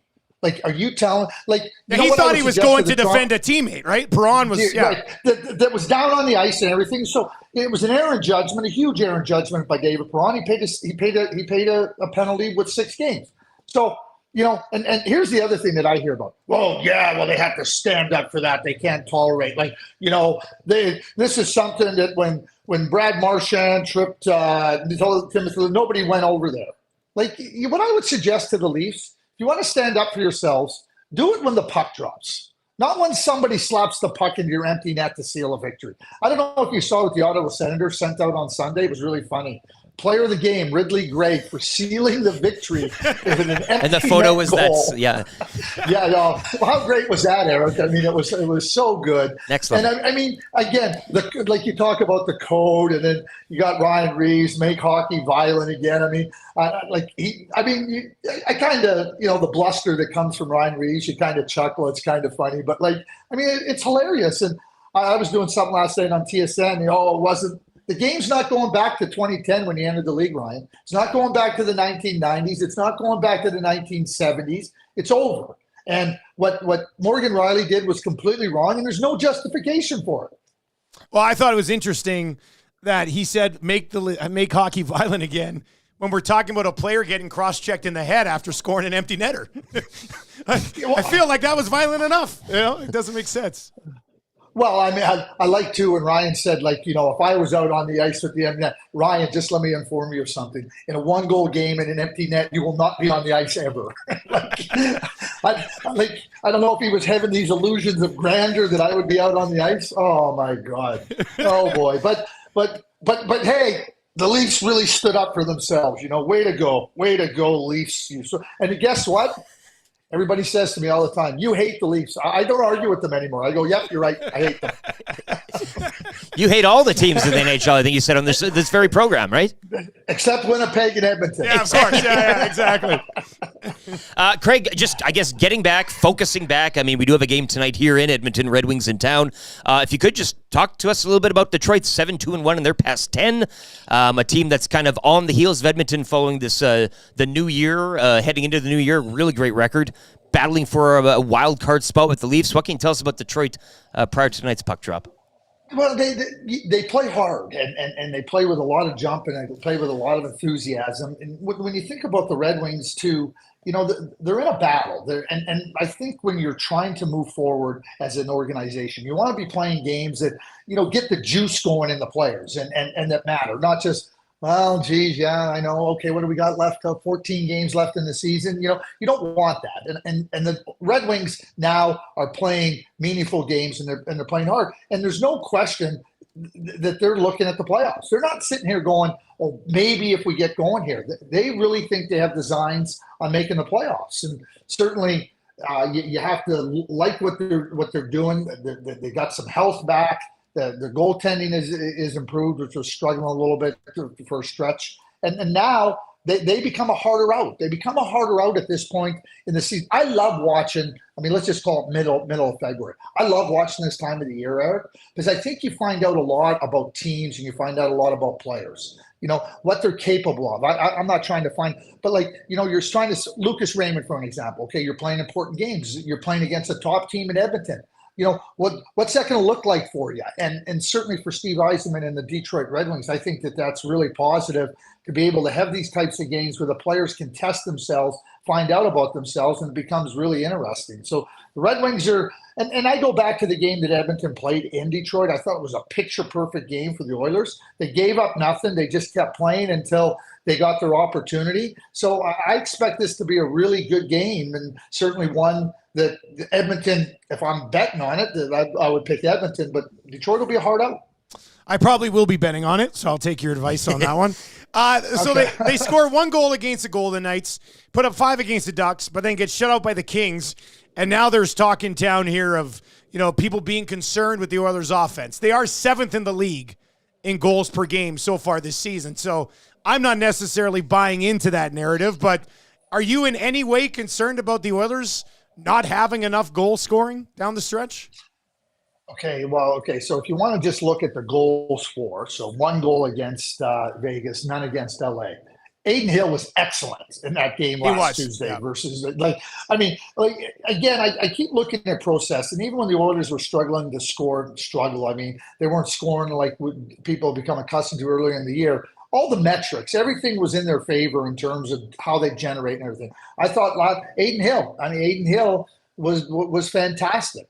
I thought David Riddick was very good on Saturday and lucky. I thought he got lucky on a number of cases too. So when I look at it overall, and I know they only scored 1 goal in those 2 games, and you got to find a way to score, I don't see any issues with the way Edmonton is playing and the way they're creating offense. So, yeah, I get it. You become accustomed to them scoring. They get on a run, but they haven't shown me anything where I would sit down and go, "Oh, geez, there's cause for concern. They better correct this." If there was one area that I would say right now, I think teams have adjusted somewhat to their power play. I'd like to see a little bit of a change in their power play, and it's not that they don't have chances, but I think that 5-on-5 they're doing some really good things. The power play to me doesn't seem that it's as lethal with respect to how it looks. Yeah, it's been interesting, especially on the road. On the road lately, It's been struggling quite a bit. So that's something that, I mean, it's been a deadly all-time good power play. You kind of feel like that'll get sorted out at some point. Craig Button with us here on the Nielsen Show this morning. Craig, it seems like when you see what insiders are saying about the Oilers prior to the deadline that, a top six forward has kind of been identified as the priority. I know that's not going to be cheap, but at this point, I mean, if you're the Edmonton Oilers, you got to be all in trying to fill any sort of void that you feel you have, and apparently that's something that they want to address. Well, yeah, and I mean, every team looks at something. For me personally, I look at their team. I don't think offense is something they need. Maybe they feel by pushing somebody that's playing in the top 6 now down a little bit deeper, getting makes them stronger not only in that second line spot but also deeper down the lineup. So there's different ways to strengthen your team with a move, and I would suggest that if they can't get that type of player that can play in their top 6, then switch your focus now to trying to bolster your bottom line, like with some weight and speed. But when you look at the Edmonton Oilers, any opportunity to strengthen your team. Somebody asked me, Dustin and Eric, they said, well, if you traded for Jake Gensel, and that's a big fish in the lake. If you trade, what would that mean to your chemistry? What would it mean to your chemistry? McDavid and Draisaitl, Nugent, they'd be jumping up and down. They'd be jumping. What do with their chemistry? They'd be thrilled. It's about getting the right players and the right people. And I don't think there's any question that when you're talking about a Jake Gensel, you're talking about players that can come in and help your team. The players get excited about that. So, for the Edmonton Oilers, they put themselves in this position where they can now start to explore. And listen, their play on the ice has been fantastic. I think that they're legitimate. I certainly have bought into the Edmonton Oilers as a legitimate Stanley Cup contender. If there's a way to make yourself stronger, go for it, because this is about the current group. This isn't about giving up something that in your future, whether it be a first-round draft pick or a prospect. Markstrom's name has popped up in the old rumor mill. Do you think the Flames should trade him? Okay, so I would say no. Okay. I would say no. Okay, here's a couple of things, and I'll put the question to you. So Jacob Markstrom makes $6 million a year. He's got 2 years left on his contract. Here's my question. I would imagine if Jacob Markstrom, he's got a no-trade move, wanted to be traded, he'd want to go to a Stanley Cup contender. So what Stanley Cup contender out there needs a goalie? Yeah, it's a good point, because usually the teams that need a goalie are the ones who are not going to be in the playoffs. I keep looking at New Jersey, and I can say, but is New Jersey any different than Calgary? That's from Markstrom's perspective, yeah. Yeah. So I look at a team. I think Dustin Wolf is an outstanding young goaltender, and I would like to see, if it was me, Markstrom stay in Calgary, mentor Dustin Wolf, have that insulation with him playing, and then figure out how you're going to – the Calgary Flames, they're 23-16-3 since starting out 2-7-1. And that is an admirable record. If they were on that track right from the beginning, they're in a playoff spot right now. So what are you trying to do to make your team better going forward? I think a team without Jacob Markstrom, this isn't a tear it down, rebuild team. I think this is a team where Craig Conroy and the group have to figure out, how do we support our team? How do we get better? How do we find players that can give us that lift for our team? And trading Jacob Markstrom, I don't think allows you to do that. Craig, before we let you go, there was a Columbus Blue Jackets podcast that made a suicide joke about Patrick Laine, and Patrick Laine called them out for it, considering what he's going through right now. I thought it was awesome to see Patrick Laine step up and defend himself there. I know since the podcast has issued an apology, but just a ridiculous thing to say in the first place, and good for Laine for stepping up for himself there. Yeah, good. I mean, sometimes, you don't realize the impact of what you think is a funny thing. The podcast did apologize. Good on them, but good for Patrick Laine. And it's a reminder to everybody, there's no joking about mental health. I mean, we've come a long ways with mental health, and there's no joking about it. When people in any industry seek out help in it, we need to support them, not poke fun at them. And, you start to... you start down that path, and it's not good. And Patrick Laine's been a real good player in this league since he entered it, and we hope that he can get himself back into a place where he can get back to enjoying what he did. And speaking of that, I got the flight tracker. Toronto Maple Leaf private plane is just now circling the private Air Force. Car waiting. I think there's 2 cars waiting to take them directly to the NHL offices. Don't ever change, Craig. We love you, man. We'll chat next week. Take care. There you go. That's Craig Button, brought to you by Pro-Am Sports. Just dropping the hammer today. Like, I thought I was hard on the Leafs earlier on, but Craig Button just came in with a flamethrower and just lowered the boom. Well, the whole Riley jet is outstanding. The Riley jet is good. The whole organization en masse going, hey, pitchforks and everything. And I hope that Leaf fans can sit back and kind of realize how ridiculous it all looks. Like, that's a tough ask. Button made a great point. Morgan Riley sits down, and they're like, so was it intentional? Of course it was intentional. Like, what are you going to argue, man? I would have said, I'll pass on the hearing. Give me what you're going to give me. Like, how is he going to make it any better by being there? Well, I tried the exercise, albeit tongue-in-cheek, that, the place was going so nuts. Maybe he didn't hear the whistle. Never saw, he saw the action, and then it just went it all went blank for him. That's another fun text game today. Be the defense. Give us Morgan Riley's defense today. Maybe he just goes in and does the, sits right down and... Just comes in and drops in a teeth on us. Wow, we never saw it that way. Did you mean to do this, Morgan? It's like pleading the fifth. That's all he does. He just goes, I don't even know what that means, but I know people every question. So give us, how does Morgan Riley build his defense today? What does he say to the NHL DOPS, Department of Player Safety? What does he say to DOPS today to try to get himself off here? 780-218-9999. Or hit us up in the nasty chat as well. What about Carolina and Markstrom? That's the one team we didn't really, and they too, a little bit of a goaltending, kind of like the Oilers. We've said, like an Eastern Conference Oilers, comparison. Carolina's had these amazing teams, and I'm not sure it's always like goaltending that lets them down, but it does seem like we're always like, well, what's missing in Carolina? And so, probably a goalie. When they've tried and tried, they brought in stay healthy or whatever. Names have come and gone, right? Yeah. PTOs and the rest. Like, how much more of a contender would Carolina be if they had like a Markstrom in between the pipes? I know RCN said it seems like more of a draft thing than a deadline thing, which I would agree with. In the offseason, you have a chance to sort of more significantly mold your club as opposed to just sort of tweak and add to it at the deadline. Rob Barry's in on the nasty chat. Riley's defense, it wasn't me. But you caught me on the camera. Cue the Shaggy, yeah. Cross-checked him right in the head. It wasn't me. I refer to the Shaggy's album of, interesting. What's your defense here? Shanahan brings up an old CD player. Morgan Riley pulls out Shaggy's orange CD. Hit it. Track 7. And they just lean back and stare at the dops. Oh, that would be good. I see Craig Button is trending in Canada right now.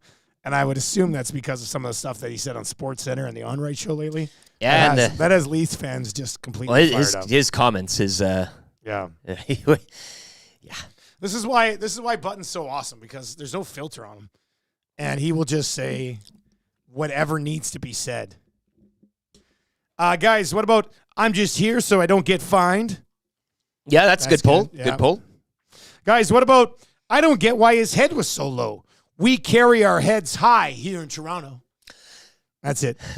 That's wow. No, like, be honest with you. Ridley Gregg's head was way too low.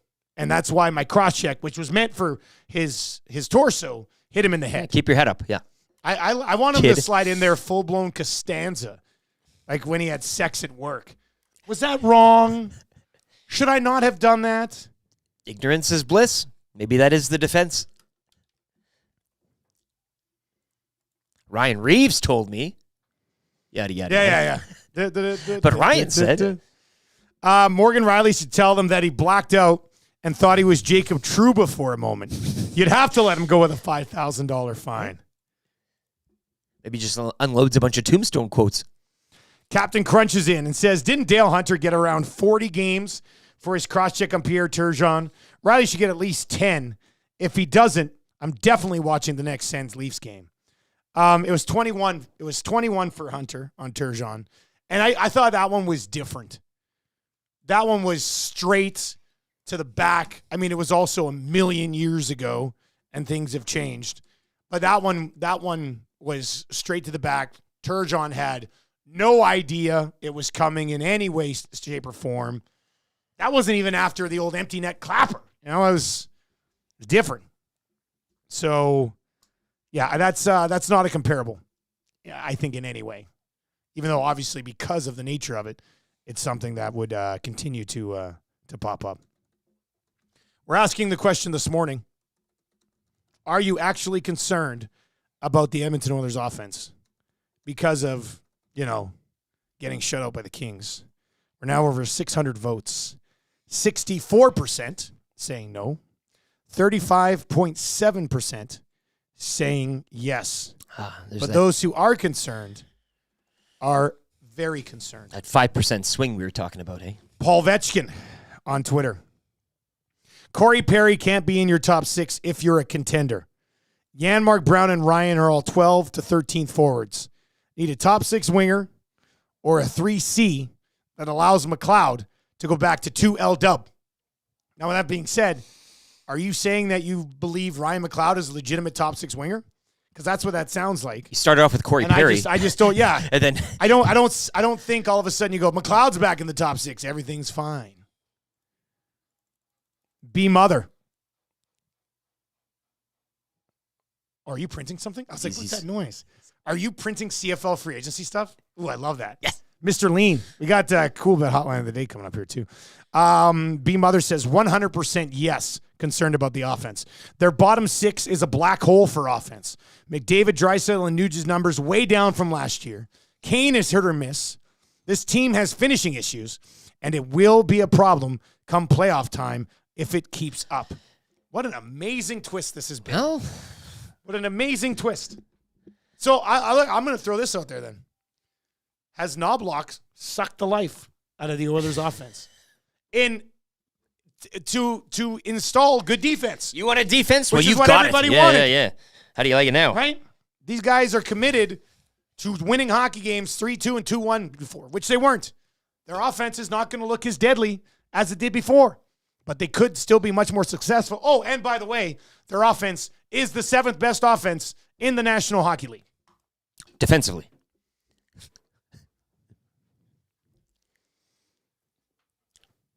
It's pretty good for a defensive offense to be that high in the offensive category, would you not say? That's a win-win. Getting the best of both worlds there. Tom is in and says, Morgan Riley, it wasn't me. It was my evil twin, Neville. Dr. Dry said, I was just trying to show him my new signature stick with custom flex, but the font's a bit small. Going in for that closer look. Blame that. Blame the stick maker. Blame the stick manufacturer, yeah. I'd say something about my body was taken over by the devil. Oh, possess. Yeah. I lost control.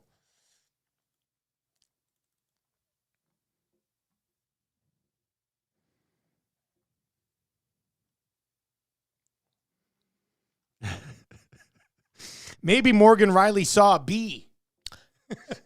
I was trying to say Wow. that, and there was a bee that had gotten onto the ice, and it was going up towards his head. And I was trying to, Hold still. Don't move. Don't move. Keep coming. Keep coming. I hope some of these work. I hope some of these work. Brad is in and says, I like how the Oilers prove that they can keep goals against down during the streak, but it would be nice to hit some overs again. You know, I will say it would be nice to hit some overs again, but at the same time, you should be cashing some unders. There you go. Should be cashing some unders. There you go. Opportunity, right? For that, let's get to your cool bet hotline of the day. Extremely disappointed in the Golden Knights. Dusty's old cool bet account took a significant blow last night. And the Golden Knights not only not winning in regulation against the Minnesota Wild, but losing. I had the Golden Knights money line and the Rangers money line on a parlay. That would have paid not bad. Rangers got things taken care of. The Golden Knights, spoiler alert, did not. Aiden Hill actually screwed up a couple times in that game, which maybe should be comforting for Oilers fans. All right, the Oilers tonight, minus 212 favorites at home here against the Detroit Red Wings. The total is set at 6.5 goals. The under 6.5 is paying plus 108. Might be worth a sprinkle here. We'll build a little EST parlay that will drop for sure by the lock shop today. Should be able to get on that. But we do have Mr. Lean in the house today. And I know he's been busy prepping CFL free agency today. Marshall Ferguson coming up here in about 15 minutes. Mr. Lean, have you had a chance to look at the board today? Yeah. Oh, mic's not on. I don't think it is. Uh-oh. Mr. Lean? Test. Let me break it down. Mr. Lean will fix his mic. I want to see where he's going tonight. As far as player points and goals tonight go in this Oilers game, I do think Oilers in regulation here tonight. I don't feel that. This game could go the distance tonight. I think my favorite play might actually just be the under 6.5. You're taking the end. Like, yeah, well, let's go with it. I think Knobloch and these guys just sort of double down on, guess what they are? They're a team that wins low-scoring hockey games. Is this bad boy 4-2? Can we keep it under 4-2 tonight? Like, that's where the dog's sniffing. You go to where it's pointing, right? Like, that's take the under. Oh, something clicked. Eat back. Under would be 6.5. There he is. There we go. Lean in, Matt. Classic cable not plugged in. Different cable. Love it. Oh, wrong cable. That's okay. Yeah. Didn't test them fully from yesterday. All right. What do you like? Mics. What do you like? Just give me a second, making sure the levels are proper here and all. There we go. It returns today. It's back. Oh, Champions League. I knew it. Damn right. Champions League is back. We got With 2 everything matches. going on, thank you very much. Well, I love it. The Super Bowl had a great game on Sunday, but one of the biggest sporting events of the year is the Champions League final, which isn't taking place today. It's later. We got to get there. We're in the playoffs of the Champions League, if you will. Thank you. If I North Americanize this. Only 2 matches. Leipzig hosting Real Madrid later today. No Jude Bellingham for Real Madrid. No Jude. He's not playing. No, he's not, and he had scored 4 goals in 5 games so far through the Champions League. He's on fire. So he's having a hell of a campaign. So it's unfortunate he's not going to be there. Real Madrid plus 135 to win this match. It's going to be tough. It's Real's better at home than I would say on the road in Champions League generally, but 135. I like them to take down Leipzig in this one. So if I was leaning somewhere today, plus 135 Real Madrid against Leipzig. Champions League action coming up 1 o'clock. Cool bet hotline of the day, and I feel so dirty doing this. Very rarely do I get on unders. That's where the dog's pointing. Go to where I'm going to take the under 6.5 goals tonight, plus 108 in a tidy Oilers victory. But under 6.5, plus 108, especially with everybody being concerned about the Oilers' goal scoring or lack thereof.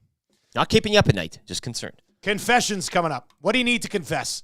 Fantasy hockey confessions, life confessions, work confessions. This is a safe place. What do you want to confess? 780-218-9999. 780-218-9999. Get those confessions in for Spectrum Rental. That's on the way. Sports update for Park Mazda right now.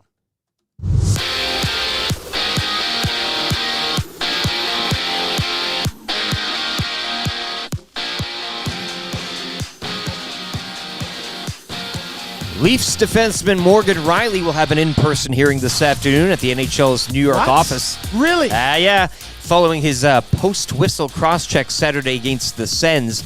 Last night on the ice, Vegas dropping one to Minnesota 5-3. Devils clipping the Kraken 3-1. Flames shut out New York 2-0 by the Rangers, and the Coyotes, they've dropped 6 in a row.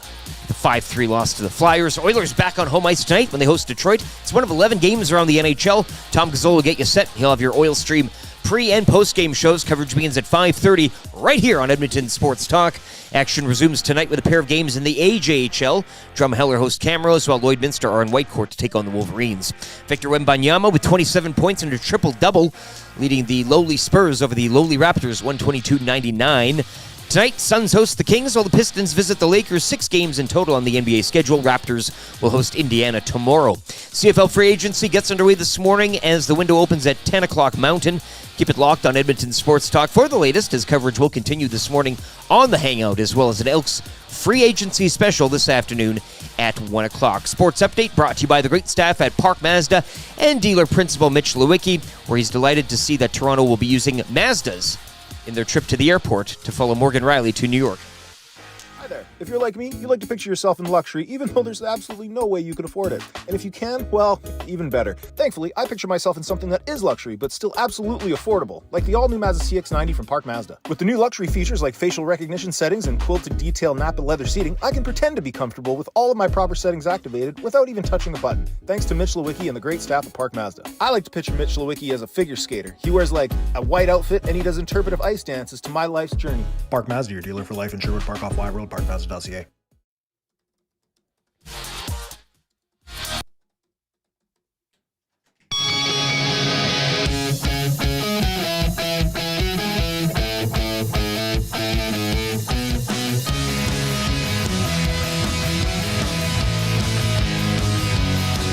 Cross your heart, hope to die.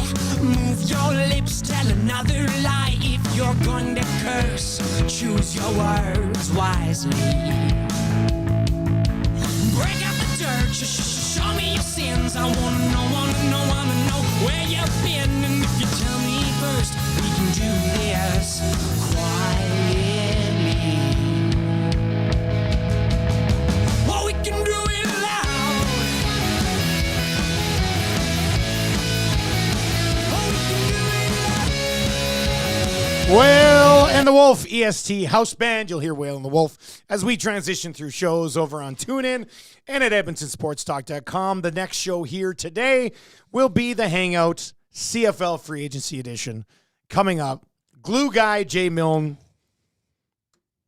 Lieutenant Eric's brother Lucas in a red Ford Ranger, and Matthew Awanek will be breaking down CFL Free Agency, which gets rolling at 10 o'clock Mountain Time this morning.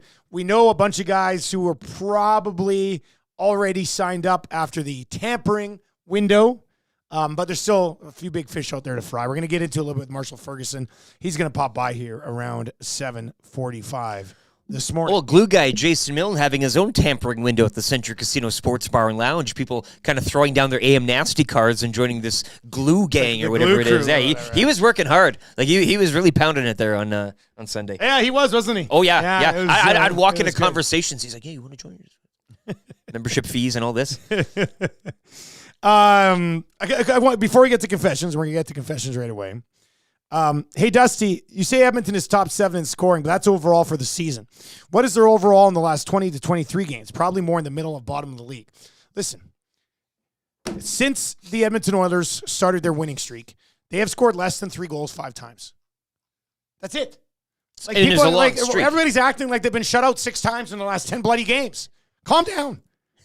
Since they started the winning streak, 5 goals against Washington, 8 against the Ducks. So this is going back to 2023 games or whatever. which these guys asking for. Capitals, they scored 5. Stuart Skinner with the shutout. The game. Ducks, they score 8. The Golden Knights, they score 5. The Jets, they score 3. That's a good defensive team. They put up 6 on the Hurricanes, 4 on the Wild, 4 on the Devils, 4 on the Hawks. This is even before the winning streak. After the winning streak, that's the first streak. That's the first 8. Since December 21st, when they really started to crank it up a notch. Oh, that must have been when scoring started to go down. 6 against the Devils, 4 against the Rangers, 5 against the Sharks, 3 against the Kings, 7 against the Ducks, 5 against the Flyers, 3 against the Sens, 2 against the Hawks, a win, 3 against the Wings, a win, 2 against the Habs, a win, 4 against the Leafs, 4 against the Kraken, 3 against the Flames, 4 against the Blue Jackets, 3 against the Hawks, 4 against the Preds, 1 against the Golden Knights, 0 against the Kings, and 5 in the middle there against the Ducks. 5 times since September 21st, they've scored less than 3 goals.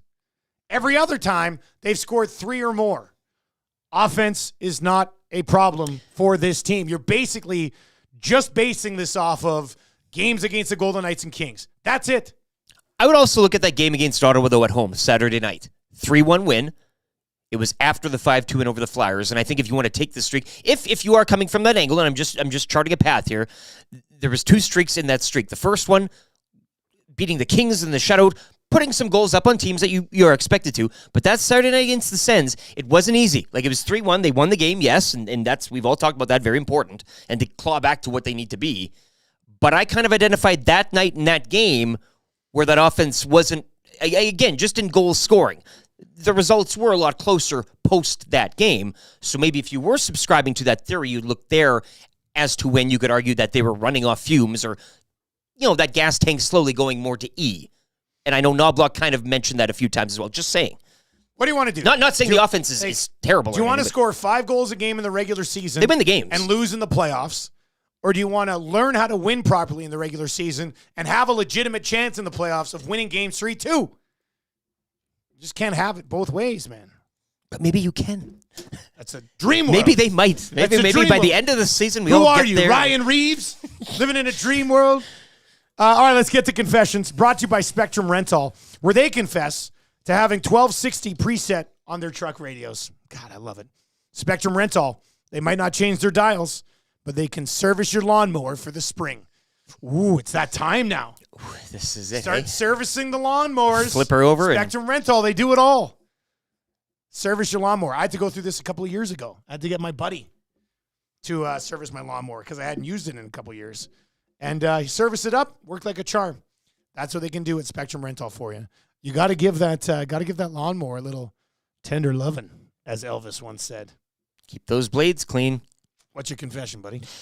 Confession, I had too much of a good time Sunday at the Centric Casino Sports Bar and Lounge. I think pretty much all of us did. So much so that I got a little emotional near the end of the night, learning some things. Look, this is one of those, the week we had in Vegas. Yeah. And the substance consumption, and I won't go to, but you're running high. This is like the Oilers. We're scoring goals. We're pumping in 6 every night, And then we get home, you have a bit of a rest. You're like, what is this? What is this water? And then it's back to Boston Pizza for a Saturday night against the Kings. So you're back at it again. Sunday, back at the casino. It was a whirlwind. I was running on E. I was running off the fumes. I was running off a lot of things. But that night was just spectacular in so many ways, to which I wasn't allowed on the casino floor prior to midnight. Sorry, sir. I didn't put up a fight or anything. And I get it to the Centric Casino, Fort Road. There's security there, like, all season long. All season long, I go in with my little pop-up and, excuse me, sir, what have you got there? What are you meddled?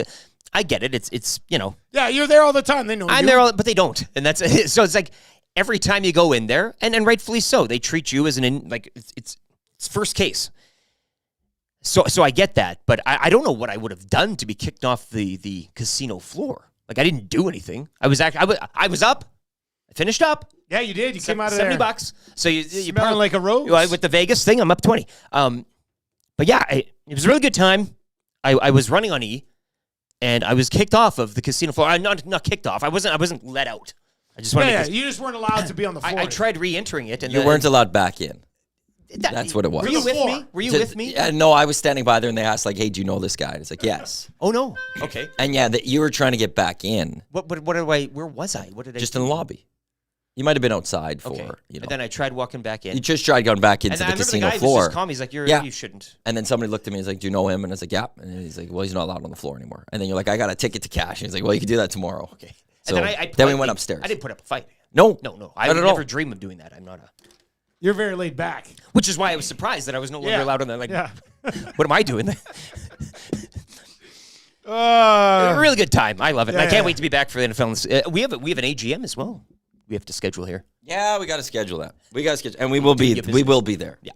I'm not going to tell anyone when it though. No. That's for the four of us. That's for league office purposes only, yeah. And don't need anyone trying to, float guys showing up and copying spreadsheets and whatnot. Trying to get an insight into the minds of our great league. It's like the NFL with rule changes here. We got this new Although idea. Luke's upset that he's getting like shortchanged for his championship, in a sense. Because he's not getting, but it's all his fault. Time's ticking. Well, it is his fault. Yeah, you're right. We'll get more of that on the hangout this morning, I think. My confession is I wish we could just sit back today and just watch 8 hours of CFL free agency coverage as a fan.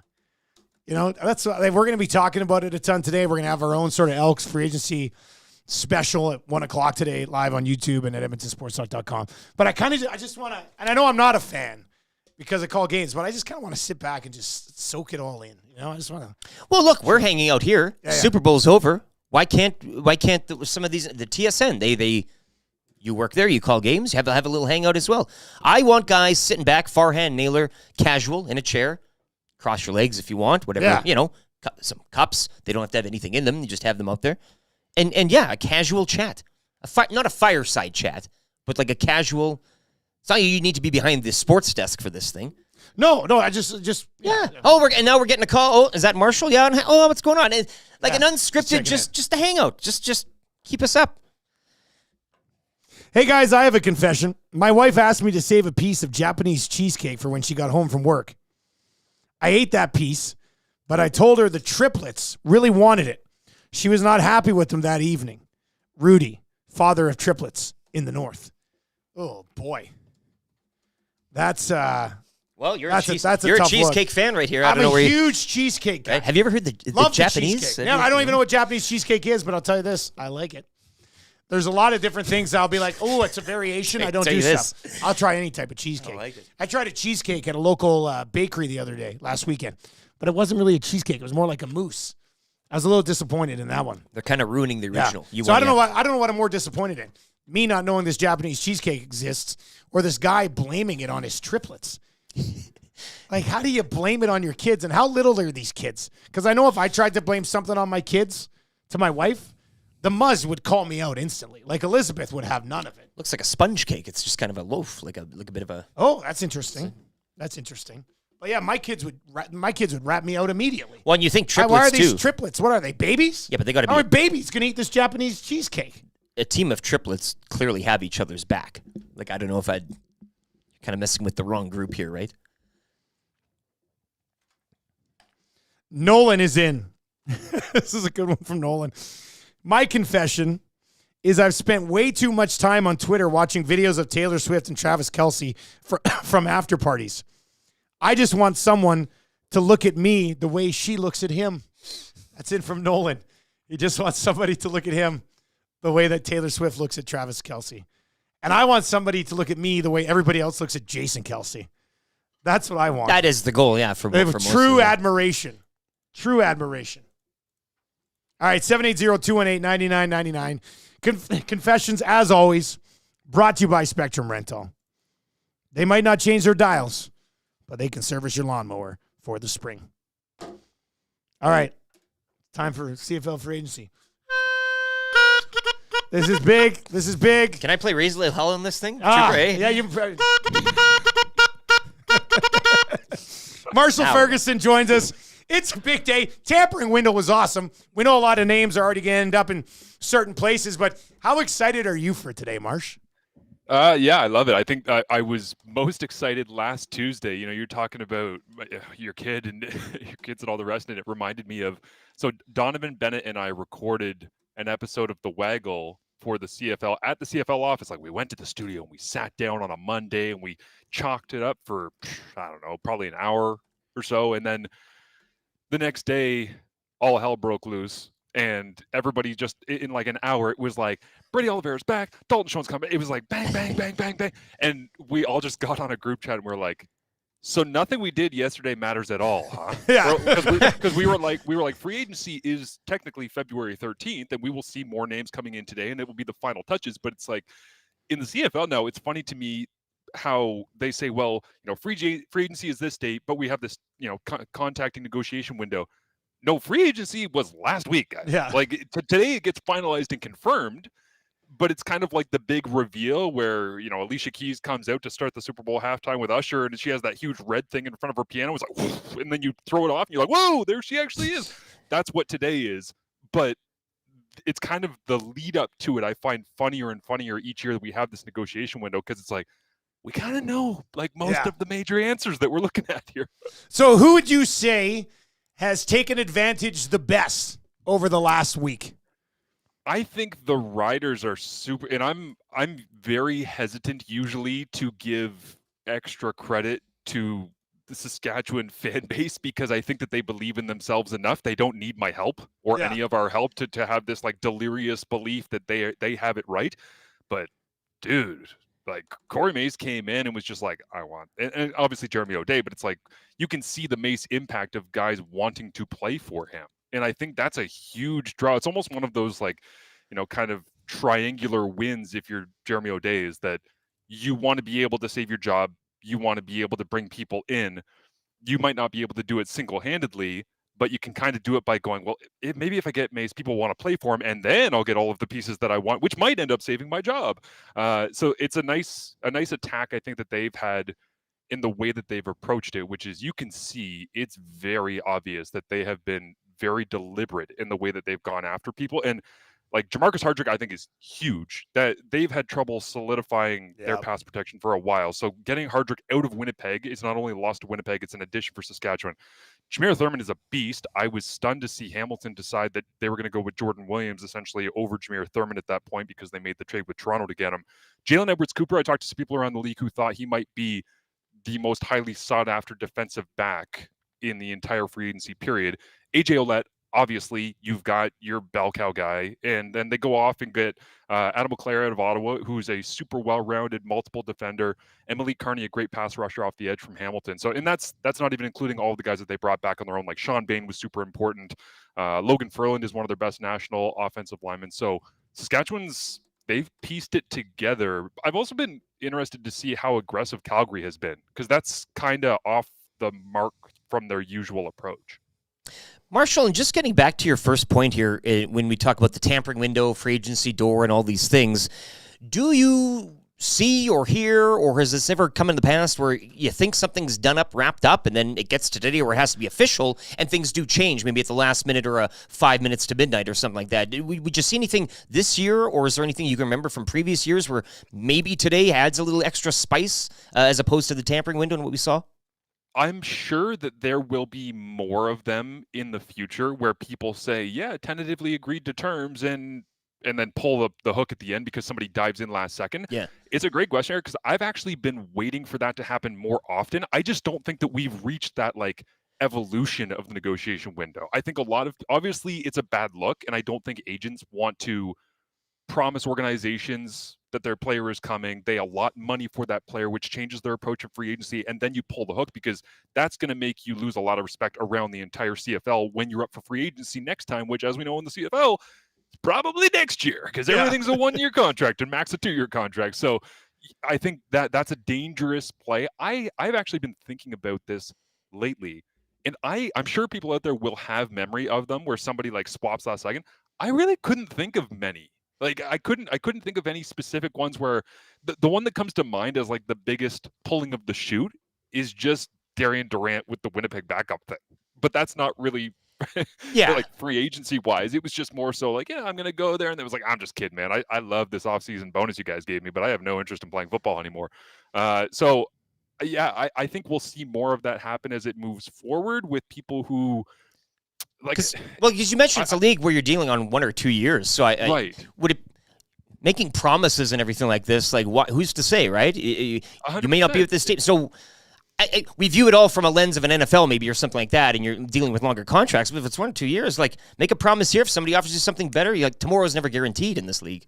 100%. And I think, it's a great way of looking at it. I also think that we will start to see this more and more if players/agents decide to start actually playing hardball. Mm-hmm. You don't really see, like, anytime. You remember when Nate Bahar was in Edmonton, right? And him and his agent were being very, this is what we want and we're not going to budge. And Edmonton kind of just sat back and was like, okay, whatever. You guys can just sit around and do nothing then. And it's when that happens, you always see people going, oh my God.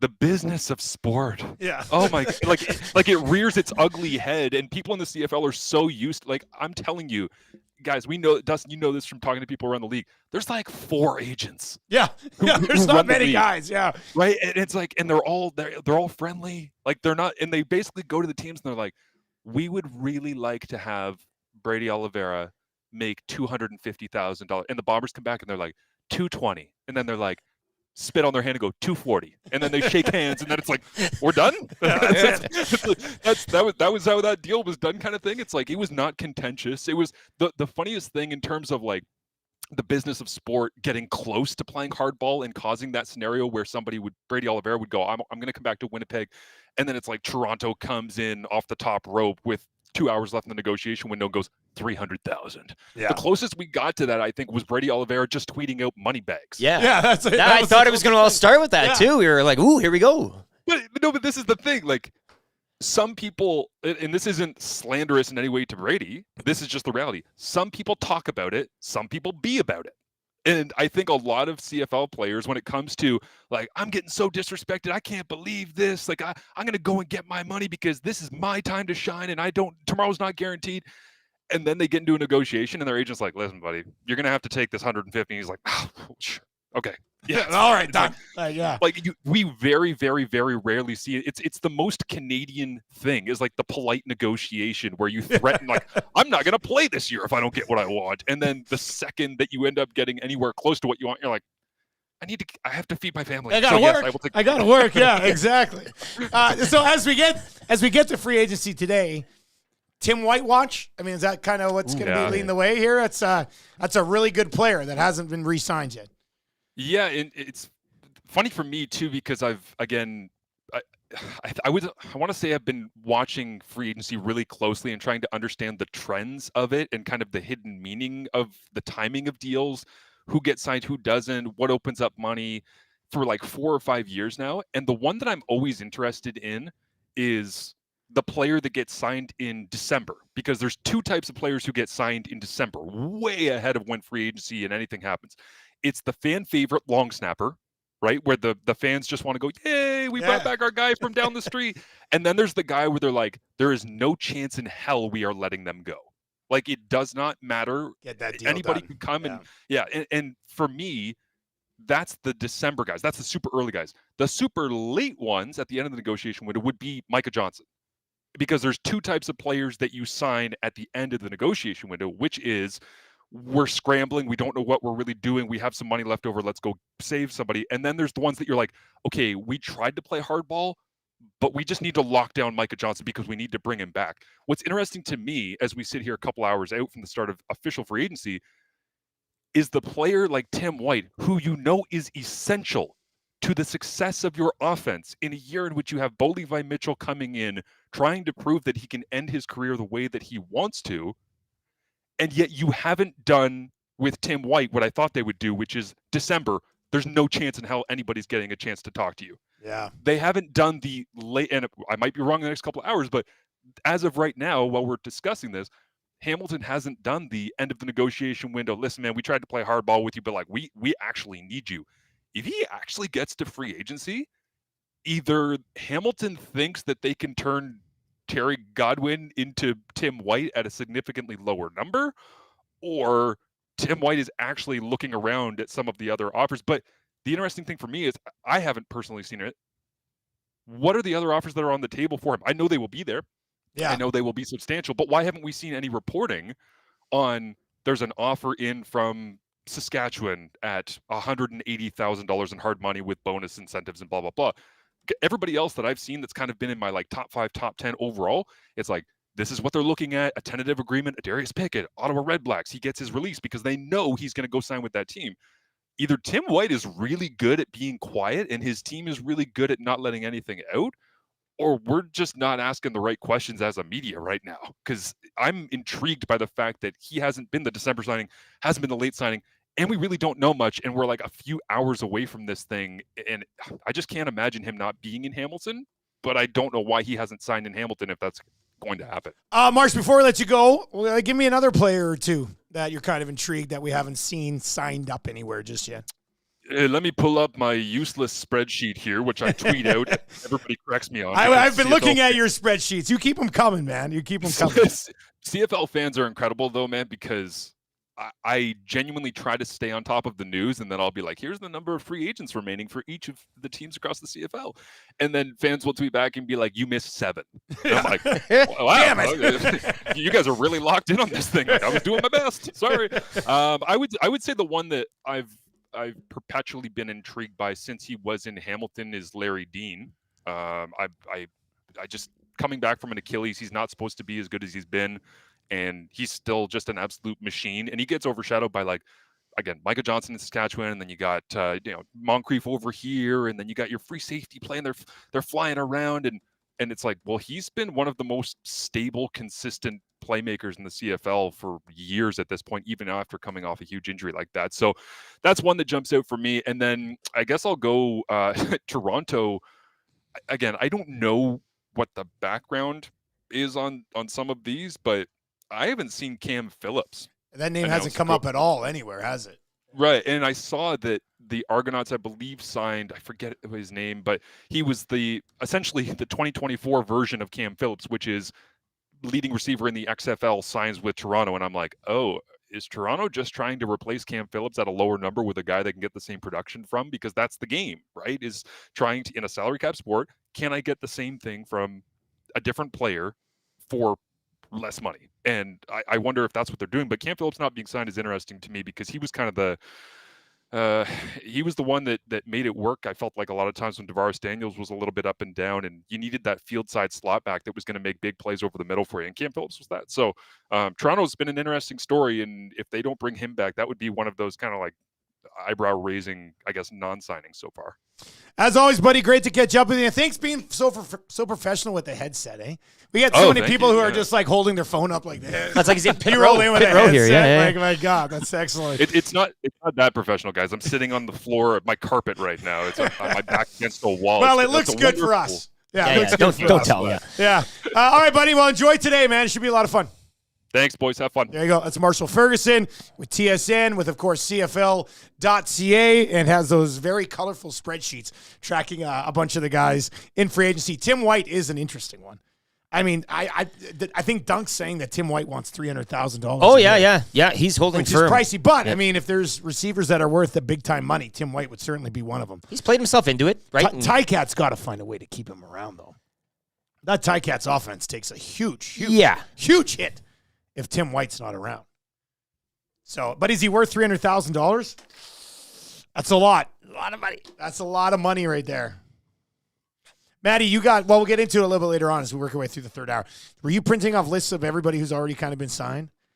I think did I see that on the printer over there? No, it was 3 Down Nation did a top 50 remaining for agents. Oh, top 50 remaining. And then I just had a little sheet that I wrote of just notes for today. All right. Just doodles and...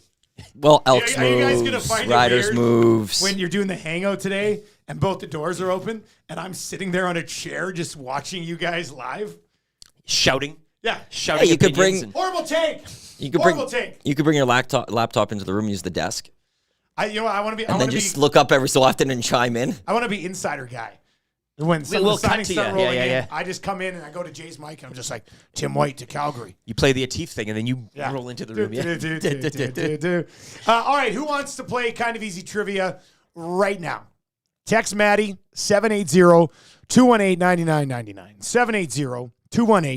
$99.99. If you'd like to play Kind of Easy Trivia today, we have a gift certificate to Mr. Mike's Steakhouse Casual. That is up for grabs. All you have to do is get 3 of the 5 questions correct, and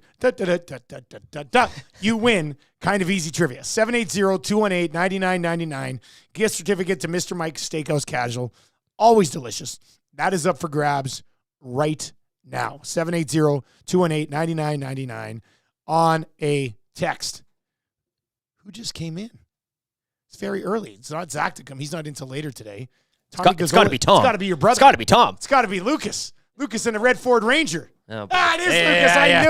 I knew it. Son of a gun. That's exciting. He's here early. CFL free agency on the Hangout starts in an hour. CFL free agency league-wide starts in 2 hours. And we'll have you covered right here on Edmonton Sports Talk for sure. Hey, if you're looking for work, Claiborne Services, they could use you. They are hiring right now. They're not just saying they're hiring. They're legit hiring right now. Eric's going to have more on that. We got a sports update, Kind of Easy Trivia, 3 questions too many, orange and blue breakfast to get you set for the Oilers and the Red Wings, and Joaquin Gage, all coming up here in hour number 3 of the Nielsen Show on Edmonton Sports Talk.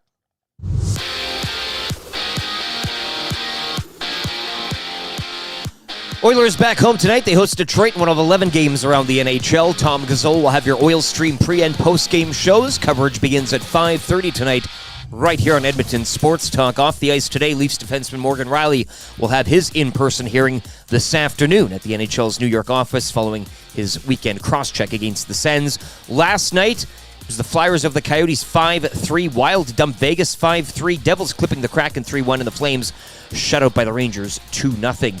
Action resumes in the AJHL this evening with a pair of games. Lloydminster on Whitecourt while Drumheller host Camrose. Victor Wembanyama with 27 points and a triple-double. The Spurs beating the Raptors 122-99. 6 games in the NBA tonight. Of note, Suns host the Kings while the Pistons visit the Lakers. The Raptors back home to host Indiana tomorrow.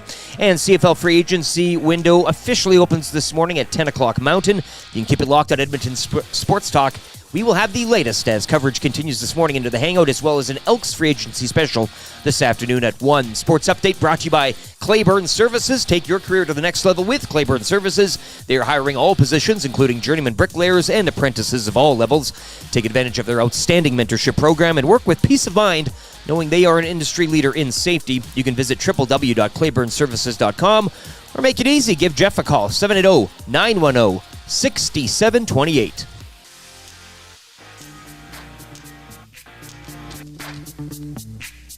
Yo, YEG.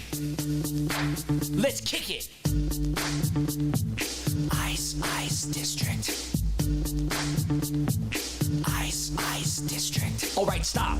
Collaborate and listen. Ice District open, here's what you're missing. Rogers Place, shining so brightly. Get your tickets, watch Mick David nightly. Can he be stopped? Yo, I don't know. Give him the puck, and he'll go to the extreme. Nothing but a sick handle around the D-man, make him look like Yandel. Damn, game over, the night looms. No more 1/18th and poisonous mushroom. Surprise, it's a new winter garden. I mean Ford Hall, I beg your pardon. Love it or hate it, you better get going. Ice District's the bomb and it's just exploding. If there was a problem, yo, he solved it. You're on the hook while Kate's just profits. Ice District.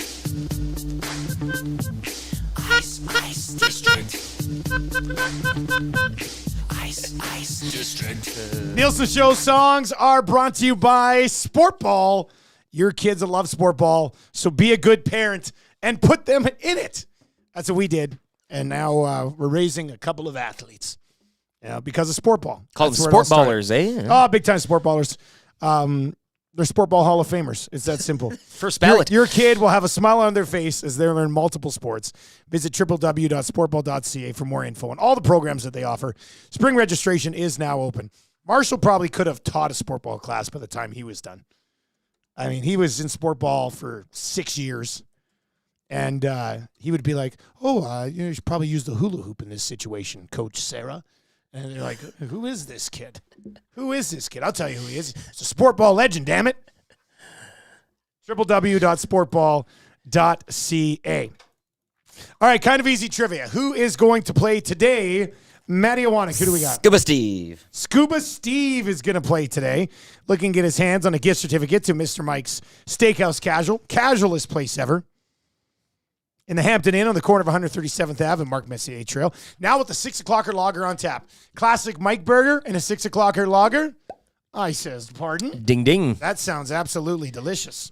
All right, let's play a little kind of easy trivia today. Let's bring in Scuba Steve. Steve, good morning. You ready to go, sir? You bet, guys. All right, here we go. I'll start the ticker after I read the first question. Good luck. You need 3 of 5 to get it done. What sport does Victor Wembanyama play? We'll pass. Which city is home to the NBA Spurs? Denver. Who do the Oilers play tonight? Detroit. Name one player on the wings. Larkin. What number does Draisaitl wear? 27. Oh! 29. Oh! No! Scuba Steve's about to get torched up in here.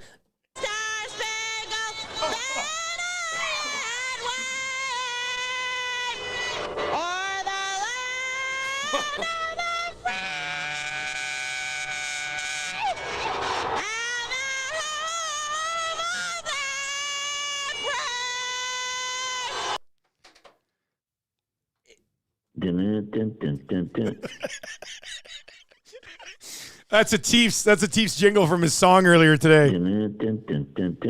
Man, he had a chance to save it, and he blew it on Draisaitl's number. Oh, okay, obviously not an association guy, but everybody in the world's been talking to Wembanyama for 8 months. Which city is home to the NBA Spurs? Denver. The Denver Spurs. Denver Spurs. That's the worst one. That's worse than That's the worst Wembanyama. one? Yeah, okay. Than Wembanyama, because The name I is can see if you're recognizable. not an association guy, you might not know. The name. The Spurs The have won Spurs. titles. They have Multiple gone titles. out and won titles. The Admiral is rolling in his grave. And we're not talking about titles in 1950, right? Like, they beat LeBron's Heat to win a title. Yeah, Like, with a bunch of future now. Hall of Famers on that roster. they've had a bunch of great, like, it's San Antonio Spurs. They've been around as a top team. We all have talked about Greg Popovich for how much for all sorts of things. That, to me, of the two, is the bad one. And we like to joke that we're a sports station, right? Like that. So the basketball, But you've got the boys. basketball out of the way. So now we need to run the right. The next 3, Yeah. it's Oilers. Jeff, Okay, he's got this, right? Jeffy's in. Jeffy says, you might not follow the NBA, but how do you not know the most hyped NBA player in a generation, especially with that unique of name? And then you make, obviously, a better case for the Spurs. They're two. But yeah. then I crank it up a notch. I'm like, we got to go. We got to go. But it's Oilers now. You'd think that now he's going to come back to you know. Who do the Oilers play tonight? Boom, Red Wings. Name one player in Red Wings. Boom. And then I'm like, we got it. This is easy. We got it. He's in. What number does Leon Draisaitl wear? For the win? This is like Steve Harvey pointing to the board. Like, all right, here we go. Show me for the potato win. salad. Yeah. Show me Draisaitl's number. 27? 7. Oh. And who's 27? I mean, Kulak on the mind, hey? Holy smokes. Man. Yeah, Scuba. Yeah. Jay Harvey's in and says, Scuba Steve should change his handle. Yeah, but to what? Loser, Steve. Sorry, Steve. That's a tough look, Steve. Steve, how do you not know the Spurs are the San Antonio Spurs? Or Draisaitl wears 29. Well, that's the thing. He can dump the 2 NBA ones. Okay, that's fine. We go back to hockey for the win. 3 straight. I thought maybe the Red Wings too. Maybe you don't know the roster offhand so much, and you're kind of I was a little bit worried when I said name a Red Wing. But a number on the Oilers, especially one of the big Leon 2 guys. Draisaitl. You can't even Wowzer. be like, well, I didn't get it because, I'm not an association guy. Sure, yeah. You missed it on Leon Draisaitl's number. Was it a panic? Because he knew he got the first 2 wrong, maybe, and wasn't thinking clearly, and the pressure got to him come the 5th one. Yeah. That's tough. Sad conch. These new conch whistles are amazing. And what it does is it allows us to hit some conches after 7 o'clock. Yeah. Server Brett, Scuba Steve, more like Scuba, leave this group now. I mean, it's just, you got to. More like Scuba, leave this The group knives now. will be out. Hey, you can't. I mean, if they were all NBA questions, okay, we move on. Yeah. I but would never do that. Draisaitl's number. Like when I was putting this together Lordy. last night, I was like, if he fails on the NBA questions, I got to have a cupcake to wrap this thing up for this exact situation. The exact situation. And then what number does Leon Draisaitl wear? In fact, boys, I'm going to, because it's confessions today, I'm going to pull back the curtain a little bit. I made the question, I think, possibly even easier, or maybe it was worse. The question originally I wrote down was, who wears number 29 on the Oilers? Should I have went with that one instead? I think that one's better. Maybe. I think it's easier to remember. I was like, let's get this out. Muscle memory, though. I think it's easier to say Draisaitl is 29 by hearing the number than having to recall what the number is. You should have to turn in his Oilers Plus subscription. Put it right on the table today. I am not worthy. Have my money back. This is a great text. Could be text of the day today for A&W. That's why you got to keep pounding this Paris Jewelers inbox, because what's right around the corner here? Valentine's Day is right around the corner. Go see our friends at Old PJ's. They'll take care of you. Valentine's Day gifts for every budget. You got to move now, or you got to move tomorrow when your significant other's at work and pretend that you already had it before yesterday. Flexible financing options. Do not pay until 2025. I'll get you to Paris Jewelers, where you could win text of the day. Brought to you by A&W. They're introducing the new Spicy Piri Piri Buddies, and they're only $3.99 each. Each burger features the new Spicy Piri Piri sauce, layers of crisp whole leaf lettuce, as opposed to that garbage half leaf lettuce, sliced tomato, red onion, all served with your choice of a chicken patty, a beef patty, or even a hash brown patty. Tell all your buddies the new Spicy Piri Piri Buddies are just $3.99 each. Zip through the drive-thru. Limited time only at A&W. This person does not have their name on their text yet, but this is good. Screwba Steve. Simple, to the point. That's a good one.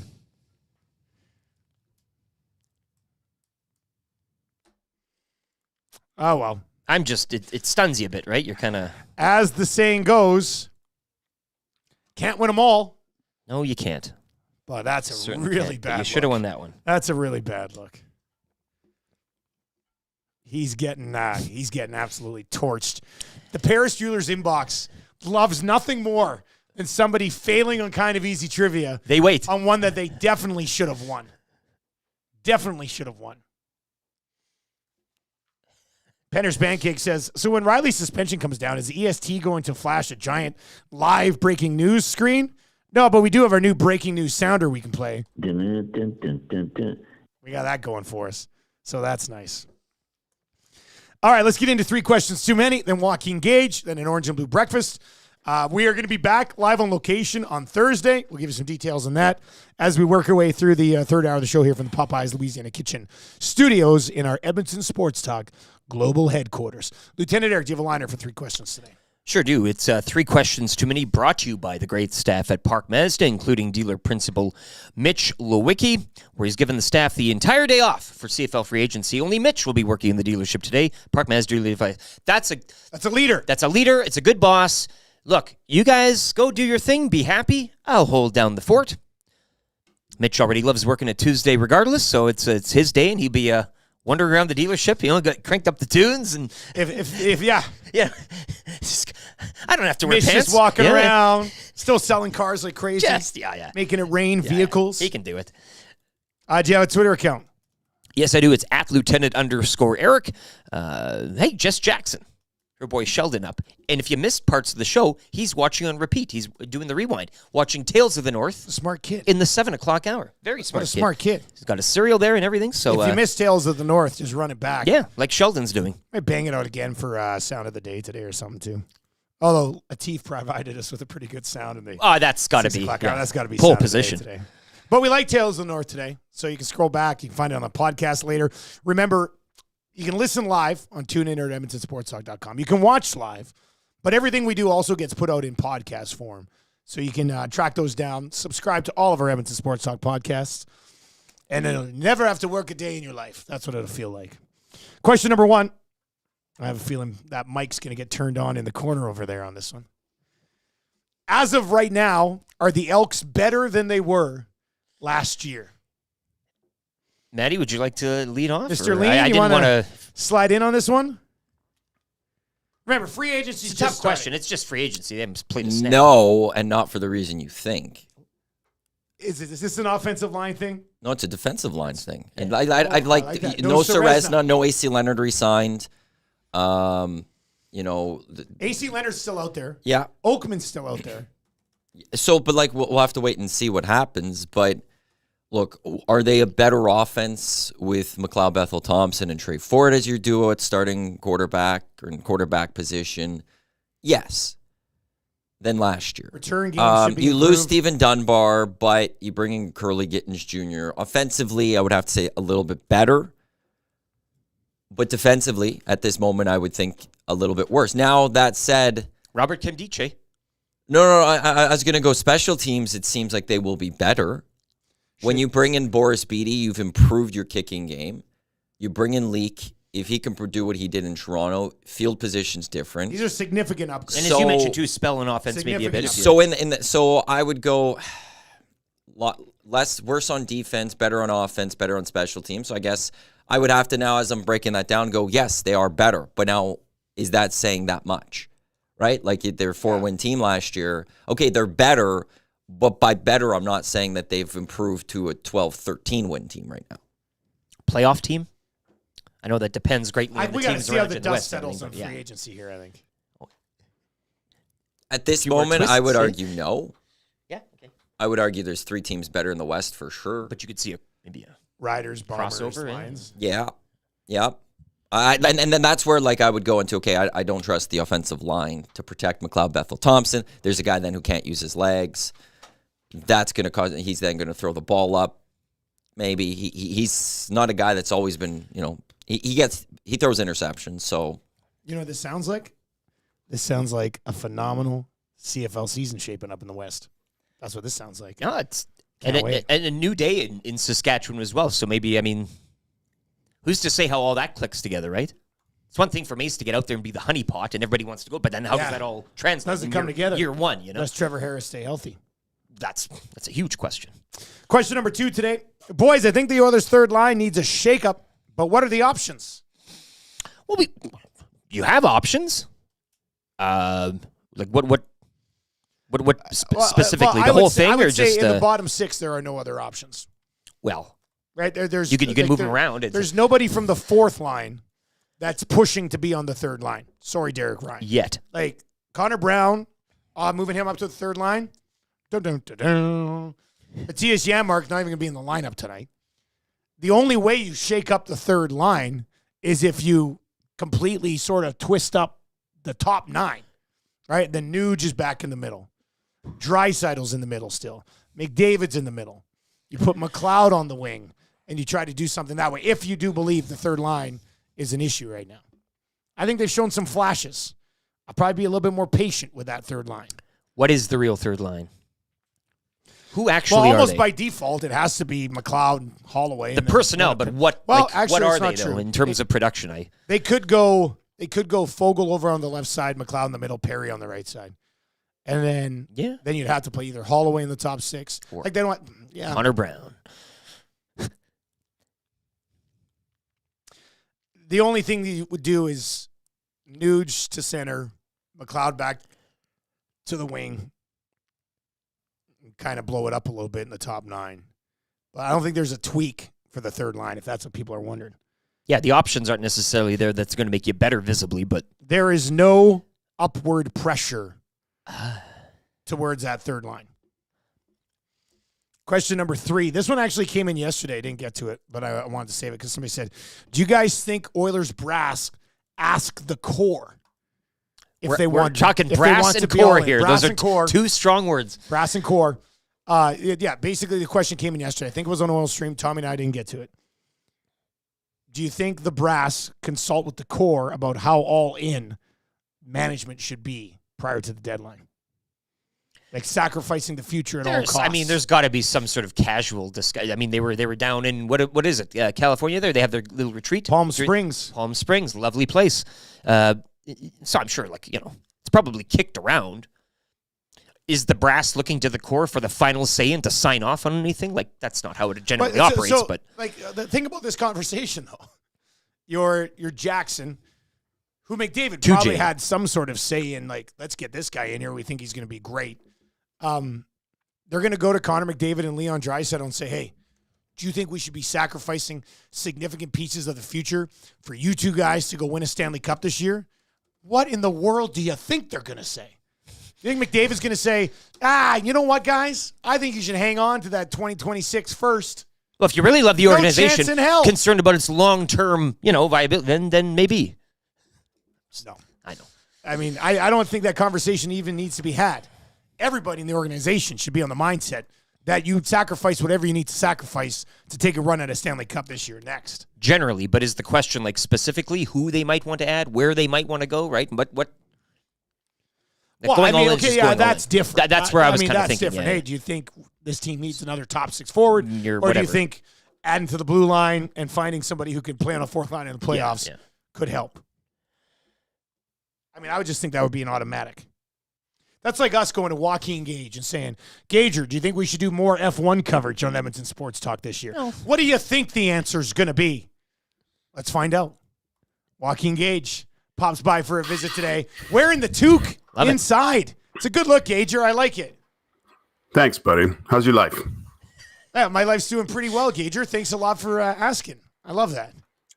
Yeah, no, just, what a whirlwind for you guys. That, I got to say, the testicular fortitude that you guys had yesterday to battle through that show with voices cracking and visibly hurting people, and you could the sighs that were going on, and just looking at the time and going, we got this.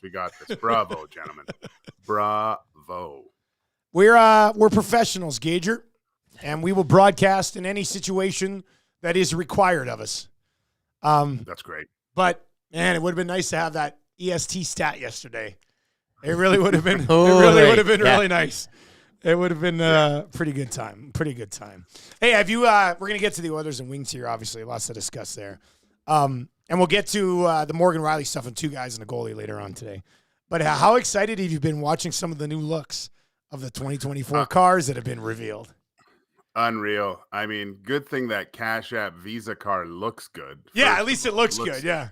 It looks amazing. Aston Martin, solid again. Sauber, the old Alfa Romeo card, a little more black in there and green. That looks tight. But the SF24 that just dropped, that looks like a beast of a car.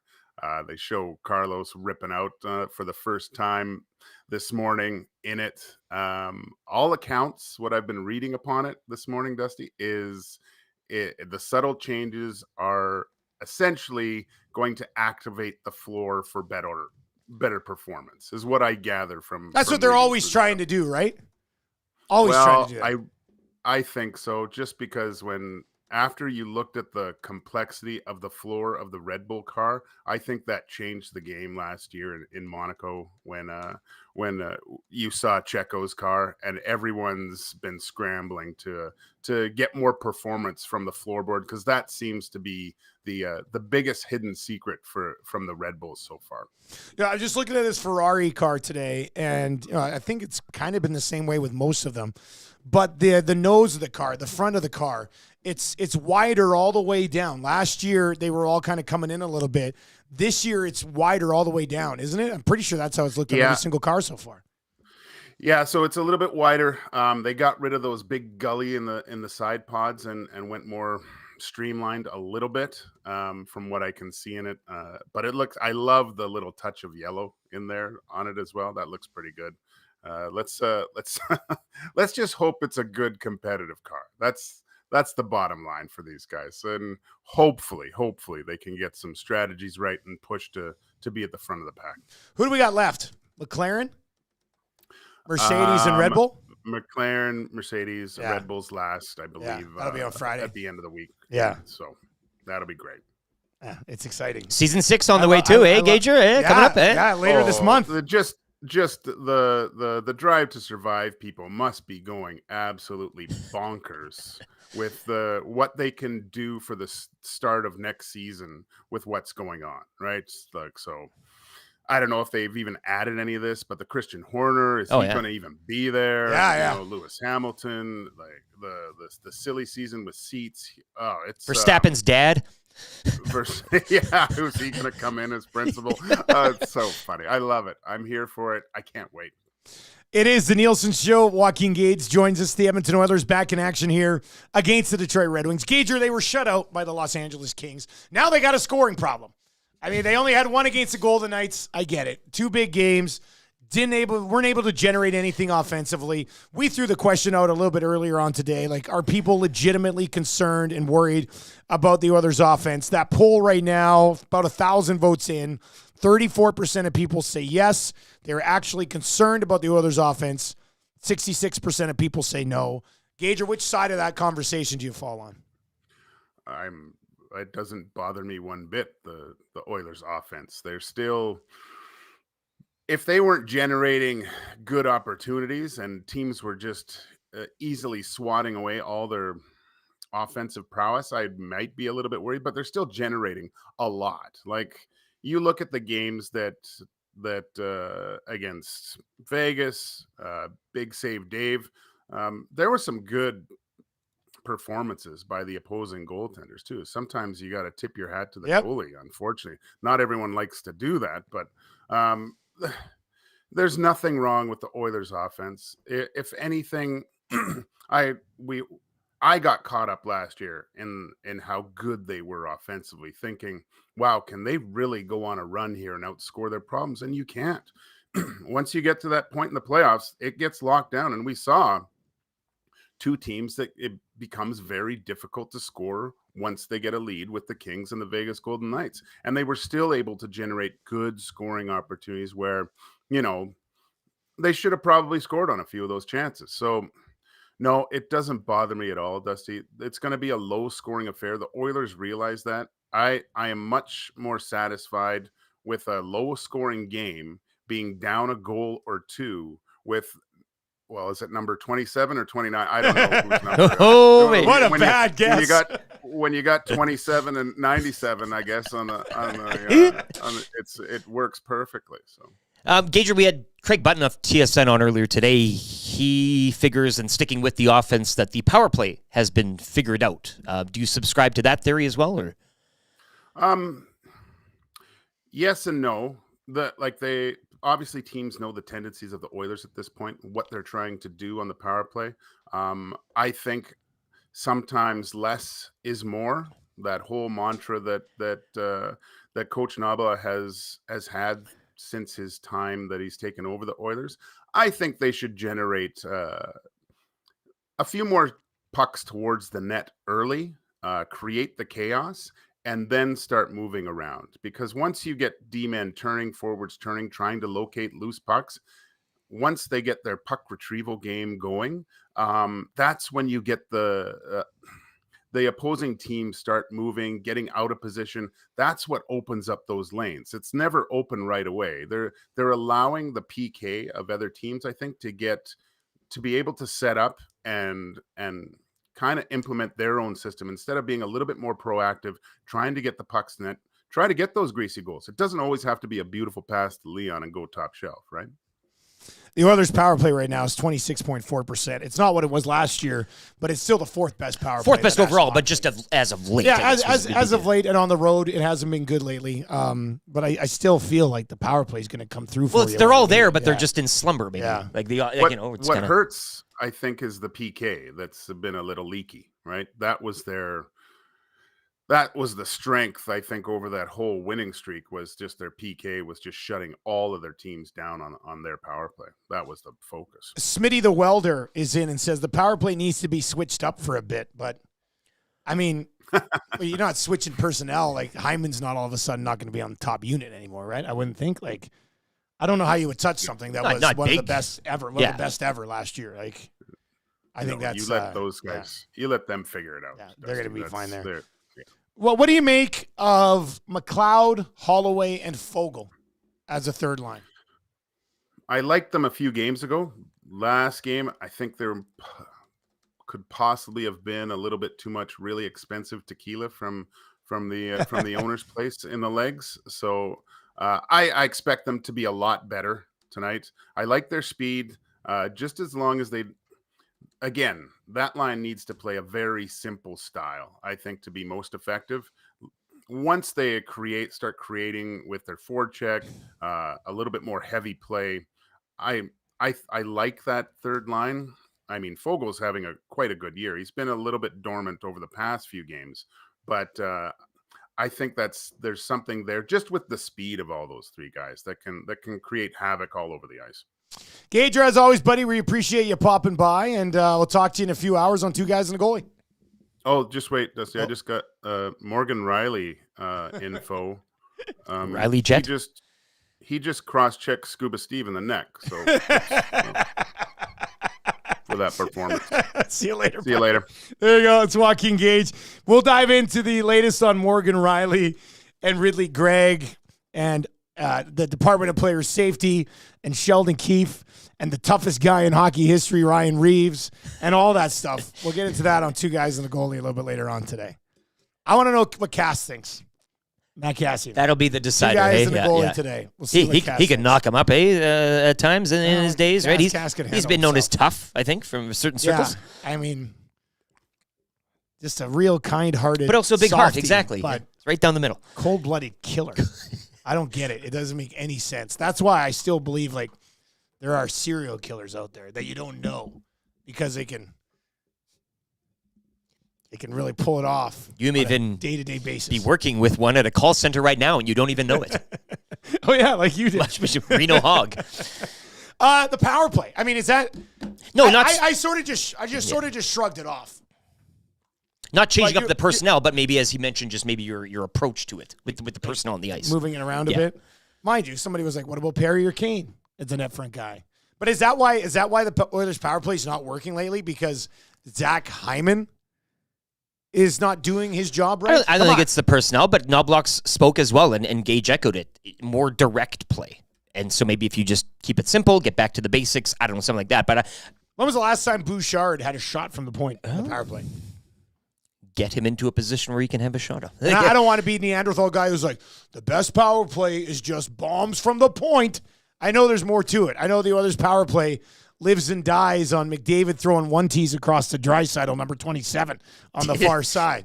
But, I mean, I don't touch the five-man unit that still is at 26% this year and was all-time last year. It's a microcosm of the offense. You're just saying let them figure it out, to which I think most of us, 65% of us, think that they will, both on the offense in general and on the power play. Let them figure it out, but be a little more direct. Guys, the power play isn't working because Connor and Leon are only trying to look for each other. Yeah, but that's it. That's how the power play always works. That's usually how it works. Now, that being said, I know what you're saying. You know, you want to see them mix in a few of these other guys. And maybe that's what they'll get back to here, but you're not switching up the Oilers' power. It is the main ingredient, but having said that, it takes the full. Wouldn't hurt to mix it up a bit with that personnel. I think there is a major overreaction to combined games against the Knights and Kings in which the Oilers only scored one goal. But we knew this was going to come. When the streak was over and you played these better teams, and I'm saying quotes, air quotes here, that people argue are better teams or whatever, playoff teams, these are the results. 1 goal in 2 games against those two. It's a tough look optically. But, as you say, it's most people aren't concerned. The pendulum swings. It'll all settle out. And as somebody said, too, let them have the regular season wins. Taking notes for the playoffs, right? 780-218-9999. 780-218-9999. Somebody said, how's the power play been in the last 10 games? I'm just looking at these 3 games. They only had 4 power plays in the last 3 games. They scored on one of them, 25%, which is basically what it's been for the majority of the year. They had a shorty in one of those games. But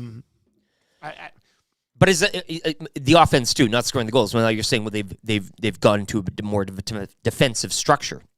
That's the way they play now. Right, but the power play, I think they're used to a very high-octane, high-producing power play, so when it does kind of drop down a bit, that's where the concern comes. Maybe that's not fair, but that's kind of the standard they've set. You can't say the power play is being like but the defensive game on the power play, The power play was the best we've ever seen last year. I know, and that's the problem. What did it lead to? What happens in the playoffs? You don't get power plays anymore. If you're going to win, you need to be able to play 3-2 hockey games at even strength in the playoffs. They had not been able to do that before. I believe they can do that now better than ever before. And now we're picking apart the other elements of the game that aren't as good as maybe they used to be, when maybe they've sacrificed some of that. Not saying the power play sacrifice. Like, I know that doesn't correlate, but I'm talking the offense. Maybe they've sacrificed a bit of the offense to be a better defensive team, which is what everybody has asked for forever. Now it might actually be happening and could be a great thing that gives them a better chance to win a Stanley Cup than they had before, and people can't be happy with it. I don't. Blow your whistle. You'll feel better. It doesn't help. Why is your so? Because I'm not blowing hard. Oh, you're not. There you go. Yeah, it's so good. It's so good.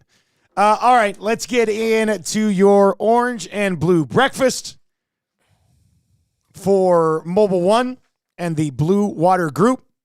Orange and Blue Breakfast brought to you by Mobile One, Blue Water Lubricants. Blue Water Group, founded in 1974. Canada's largest independent distributor of mobile-branded lubricants. They want to thank you and everyone for 50 great years. Blue Water, bringing you Mobile One. If you want your vehicle to run, you do it with Mobile One.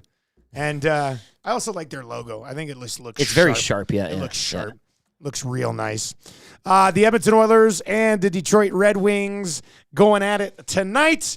Let's get into some projected line combinations. We'll find out who's not tough enough to play hockey tonight as well. Eric will give you his key to the game, and I will give you a game day prediction as well. The Detroit Red Wings.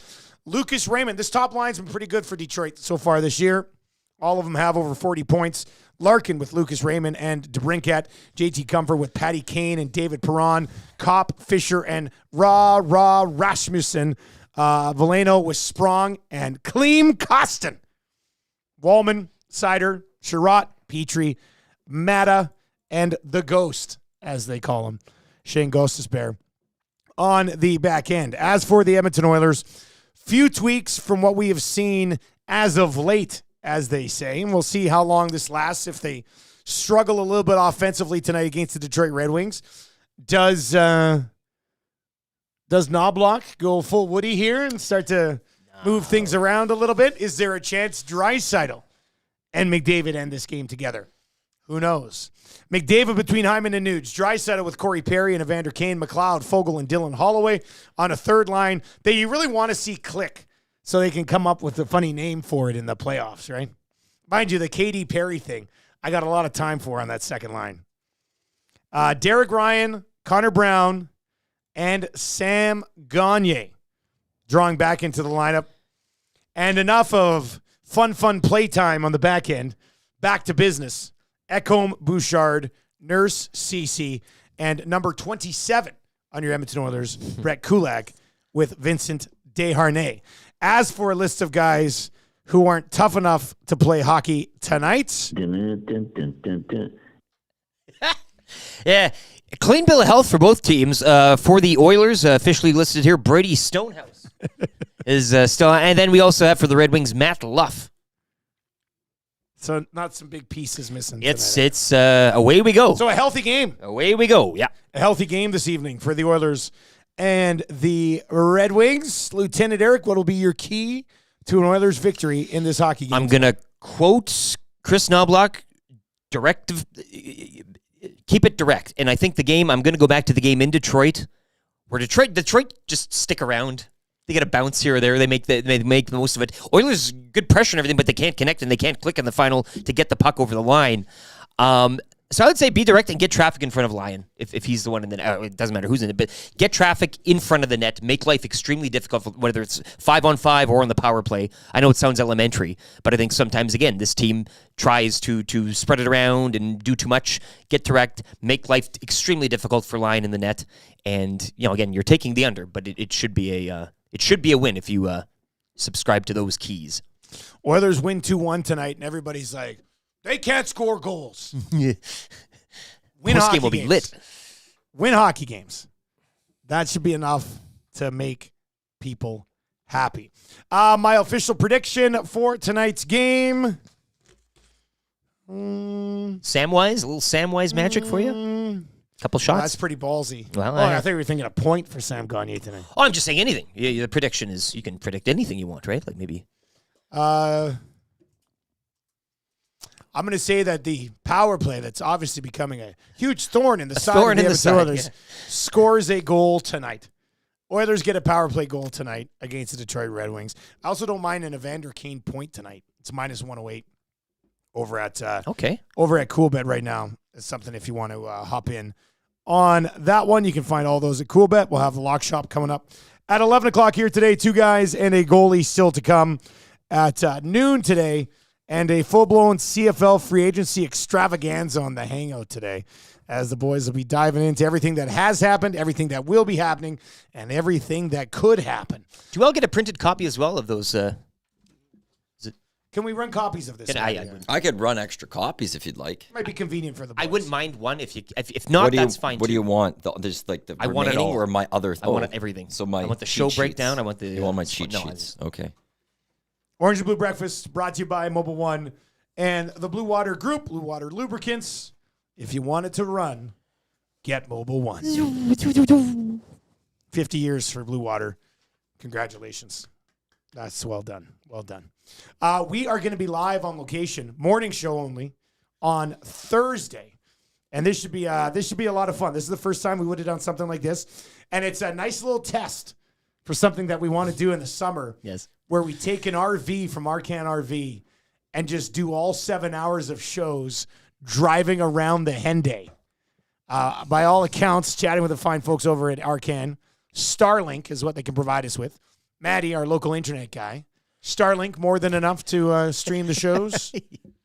Well, it should be. You still got to check the internet test. You got to still see what the speeds are. Well, I'm just saying, we got to do it. We got to do a full day of content driving around the Henday. Yeah, I'd love to. Yeah. EST, what was it? EST on wheels or whatever it was? What are we going to call it? Put a banner on the side of an RV and just hit the Henday for 7 hours. Maddie thinks we could go drive by and pick up people for the hangout. Sure. Why not? Yeah. I mean, that would make a lot of sense. Pick them up. But we're teaming up. We're going to be taking the show to Edmonton's only free RV show. It's going to be running February 15th to 18th. We will be there on the morning of the 15th. 17303 and 100th Ave. For more information, you can visit freervshow.ca. Free parking, free admission, free entertainment. And we're looking forward to being there. I was talking to the crew over at Arcan, and in a perfect world, we're going to be set up inside an RV to do the show. And I want ones with the captain seats. Oh, you know, like the big chairs where you just relax. You saying for Thursday? For Thursday, yeah. Okay. Oh. Why? What do you think? Are you just learning You about pull this? some strings here, maybe? No, I just was asking. Yeah. We got to figure out some technical things for that day. So. Well, we got Thursday night live show at pre and post as well. But I don't think we'll need everything there. We can just connect back, right? Yeah. You guys are gonna have to set that up. We'll set it up. Because I'll be here. Yeah, you'll have to be here. We'll set it up. So I have to trust you with that board there. Ooh, no. And you're gonna have to bring this board, I think. Oh, geez. Which means I have to use the other board in here. And then you're gonna need a laptop because I need the laptop for the hangout here. This is. Well, that's fine. We can just go I'm just making sure you're aware that there's a lot. That's Thursday. This isn't Vegas or Century. There's some other things. It's a busy day because this is the first time we've done the morning show on the road. Well, no, the morning show on the road, but the others from the studio. Yeah. This we haven't done before. It'd be quite the turnaround. And Trev's for the not hangout, here. hey? So there's only one way to find out, and that's to do it. Yeah, that's a Thursday problem, right? I'm expecting calls all from we you have to do is guys. connect. We can connect from my laptop. I stream from here. All Yeah, you're gonna screw up Starlink. that board, I'm sure. Starlink. What's that? You're gonna screw up that board. I'm going to screw up the board. What are you talking about? Just yesterday, you're like, nothing's playing. I came up, one button and is playing. You're gonna screw it up. This board? Yes. I'm not screwing up this board. This is the simplest board. It's not gonna play. You're like, I don't know what's wrong with it, and then you're gonna call me. Simplest board I've ever seen in my life. Yesterday, it wasn't working. Right before the show. Do you not remember this? Maddie, all I need is the equipment. I will set it up, and things will operate. I don't trust you guys. That's Oh the thing. my God. Wow. Oh my God. I don't trust you guys. Unbelievable. You have to set up the lights. All of it. Wait, we're going to be a board short. You're going to have to take this board. Then how are you going to do I'm going to have to take the Hango board into here. Why don't Set we it just up use through here. Tommy's extra board. You could do that if you want to, but then somebody's got to get it to Tommy for the pre and post that night. Yeah, but I it's can a row road over it, game. yeah. Tommy should be in for the hang-up. Ooh. So we'll bring He's on the board back to him. road. Oh, hey, And it's all solved. It's all but then you solved. got to get it from Tommy tomorrow. I guess oil We'll stream. get it. We can make that work. Yeah, You could do it that way I too. think Yeah, we'll get Tommy's. Like it still could work the other way too, but you guys are gonna. There's going to be a call made on Thursday, guaranteed before 6 o'clock to me from you guys. That's how we. Wondering something. No, we're going to be set up. We're going to have our headsets on, and we're going to be in an RV, and I'm going to pretend we're camping for 3 hours. Somebody says Breaking Bad. I want Eric. Oh, We do it in our underwear. We should definitely do meth. Lab coats and the whole thing. That's, Bunsen burners, right? That's what it is. Yeah. Anyway, we're going to be setting up. They've got a big RV show coming up February 15th to 18th. They must sell a bunch of RVs at these shows, right? Because they do them all the time. I should say so. All I know is that I got to be out of there before my wife comes by. Because ever since I got the truck, she's been like, what do we think about becoming a camping family? And I said, well, if you only want to camp on Tuesdays and Wednesdays during the CFL season, we can certainly look into it. A big enough camper to tow your truck. The big beast. My parents have a huge motorhome. The big one. And they're thinking of upgrading to actually. Upgrading? Oh, no. No.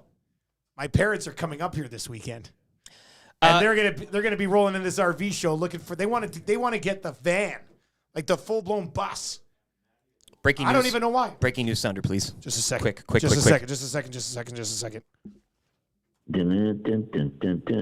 Darren Dreger tweets out minutes ago, Morgan Riley in-person hearing has been changed to a virtual hearing due to inclement weather. No travel.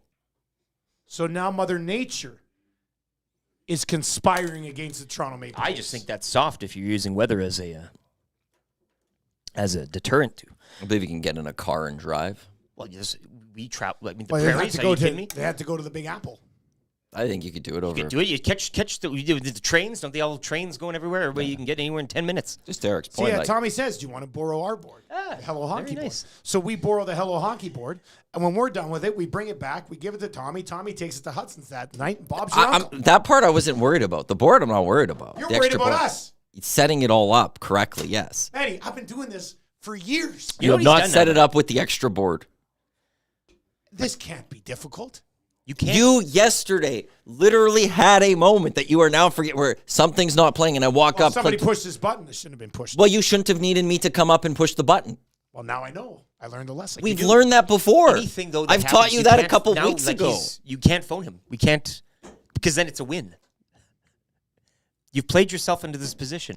Manny, as the COO of Edmonton Sports Talk, I will say this.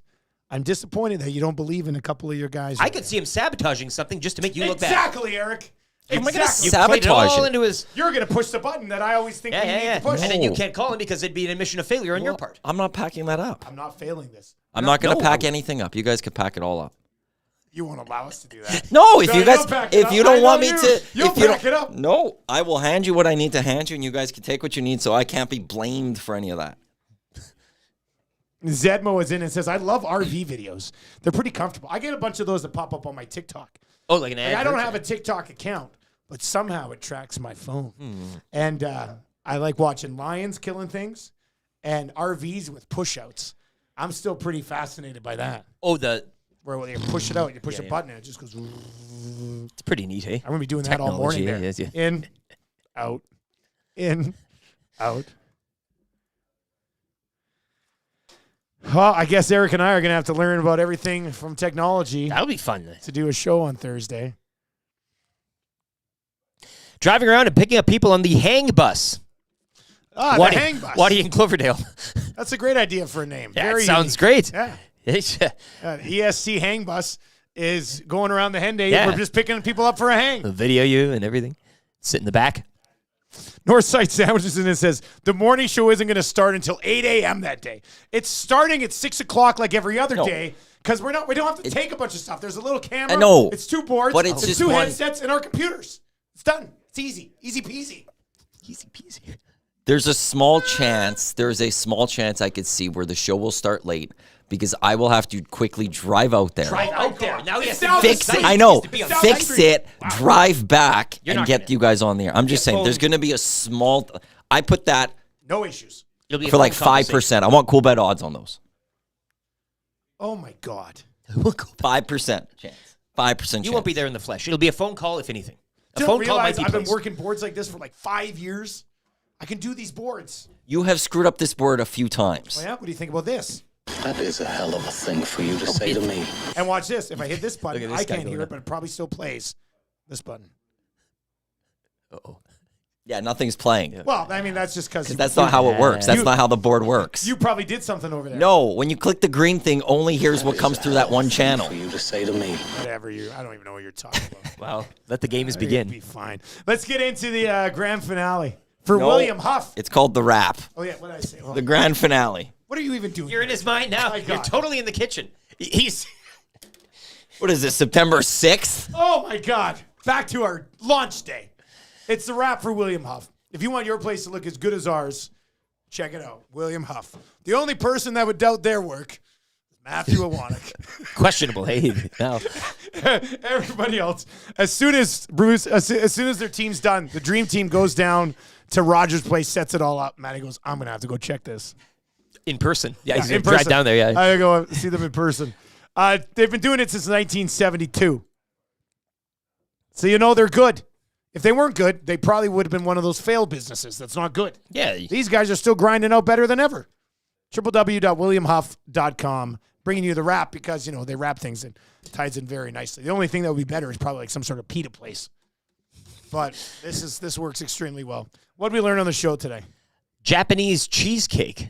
Yeah. Yeah, and you're a big cheesecake aficionado, and you had no idea kind of what it looks kind of like a little angel food cake. I don't know. There was a confession, maybe some advice was also given to that a guy and his triplets and eating Japanese cheesecake, but I never knew. There was such thing.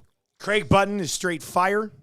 I can see why Leafs fans probably hate him this morning, but I love him more than ever. Gotta love him. He's one of my favorite people of all time, and definitely one of the best guests we have on the show. We also learned today that Scuba Steve either full-blown panicked, also knows nothing about the NBA, and did not know what Leon Draisaitl's number was. And your poll is creeping towards 70% now who aren't concerned about the Oilers. So it's should growing. Be even less. It should be more of like the nose. And it's a virtual hearing for Morgan Riley, not an in-person. So the Riley Jet hashtag we can file 13 that one. All right, sound of the day today. We got to go back. And he's in the nasty chat calling Gary Bettman Gary Batman. Of course he is. It's classic. Classic. Stuff. This is a Teef. He sent us this late last night. It's not brilliant. Like there's not a jaunty track, but you can't not listen. You can't turn away from this. It's an Atif track. Here we go. Let's see if the board works. Good morning, AM Nasties. Dun, dun, dun, dun, dun. It's the AM Nasty. It's the Nielsen show. Dun, dun, dun, dun, dun. It's game day for the Oilers as the Detroit Winds come into Ice District. Dun, dun, dun, dun, dun, dun. There will be no hot wings served tonight at Rogers Place. Dun, dun, dun, dun, dun, dun. The EST crew had a Super Bowl party. Dun, dun, dun, dun, dun, dun. It was at the Century Casino. Dun, dun, dun, dun, dun, dun. The whole crew was there. Dun, dun, dun, dun, dun, dun. You had Dustin Nielson, Matty Iwanek, Lieutenant Eric J. Mill. Dun, dun, dun, dun, dun, dun. You also had intern Zach making his way through the radio network. Dun, dun, dun, dun, dun. You also had YouTube Trev, who is Stuart Skinner's lost brother. Dun, dun, dun, dun, dun. And please don't let me forget, but Tommy Gazzola was there and he wasn't late. Dun, dun, dun, dun, dun, dun. We also had Renee and her amazing staff from Edmonton. A sports bar and casino at the Century Casino. Dun, dun, dun, dun, dun. AM Nasties, I have one question for you. Dun, dun, dun, dun, dun, dun. What you gonna do when the Nielsen show goes wild on you? Was that entire thing just to set up the last part? I think so. I think it was just to set up the entire part. He saw where he needed to go, and by God, he got us there. But I could see like a Teef special once a month. You know, something like that once a month. Sure. But it subscribe has for to come back in with the Yeah. do, which is... Was he making it up as he went along? There were some verses no, where I just thought I it was think all... that was scripted. I think that was scripted. Classic, though, for sure. All right, let's get to your text of the day today for A and W. They got another great special, locked and loaded. Just play the Atif. A&W is introducing the new spicy Piri Piri Buddies. They're only $3.99 each. Each burger features the new spicy Piri Piri sauce. Tell your buddies, the new spicy Piri Piri Buddies with the chicken, the beef, or the hash brown patty, just $3.99. Zip through the drive-thru. They're here for a limited time only. Might be how we maybe power our CFL free agency coverage today. Hey, wouldn't that be something? Some Piri Piris. Couple Piri Piris for the boys. Hey, you want Piri Piri? I'll get you Piri Piri. A bag of them. What are you watching tonight, buddy? Yeah, well, again, different programming on EST today. Somewhat, nothing's changed or anything, but we are adding a Elks CFL free agency special program show, if you will, 1 o'clock this afternoon. So we'll be doing that here. But that is also at the same time as the Champions League. Copenhagen and Man City, RB Leipzig, and Real Madrid are the games today. Leg 1 of the round of 16. So I'll have to go back and watch those just like you can on this show. Go back and watch if you did miss it. So that's what I'll be watching this afternoon. Tonight, obviously, Oilers Red Wings, jam-packed night in the NHL. I'm sure you guys will have a full slate on a Tuesday. Absolutely, we'll yeah. And your guys' Lakers as well on the court tonight. They are in action. Who is it again? The Pistons tonight? Pistons, yeah. So big test, eh? Bare butt spanking coming for Detroit. I'll be watching a basketball game tonight. Obviously, the Oilers and Red Wings. We'll get into that. I'm obviously going to have to be watching YouTube videos on how to work these Roadcaster boards. So we're good to go on Thursday morning. Well, at least you're learning it. We'll also be watching the Morgan Riley I'm predicting right now, virtual. No phone call. I'm predicting there's going to be no personal. I hope that's the case. I hope that's and that's why I put that at a 5% chance, a very small chance. Okay.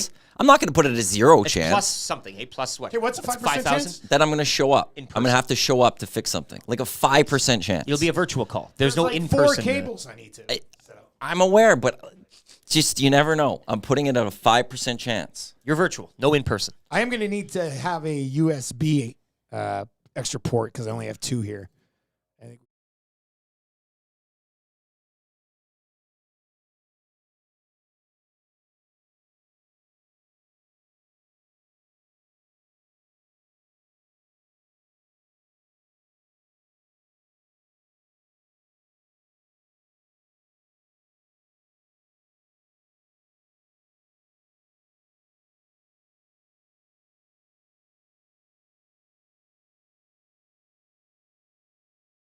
Wailing the Wolf. Good to see he's recovered since the Super Bowl party. Oh, yeah. Jay Milne will be in as well. And Eric and Maddie.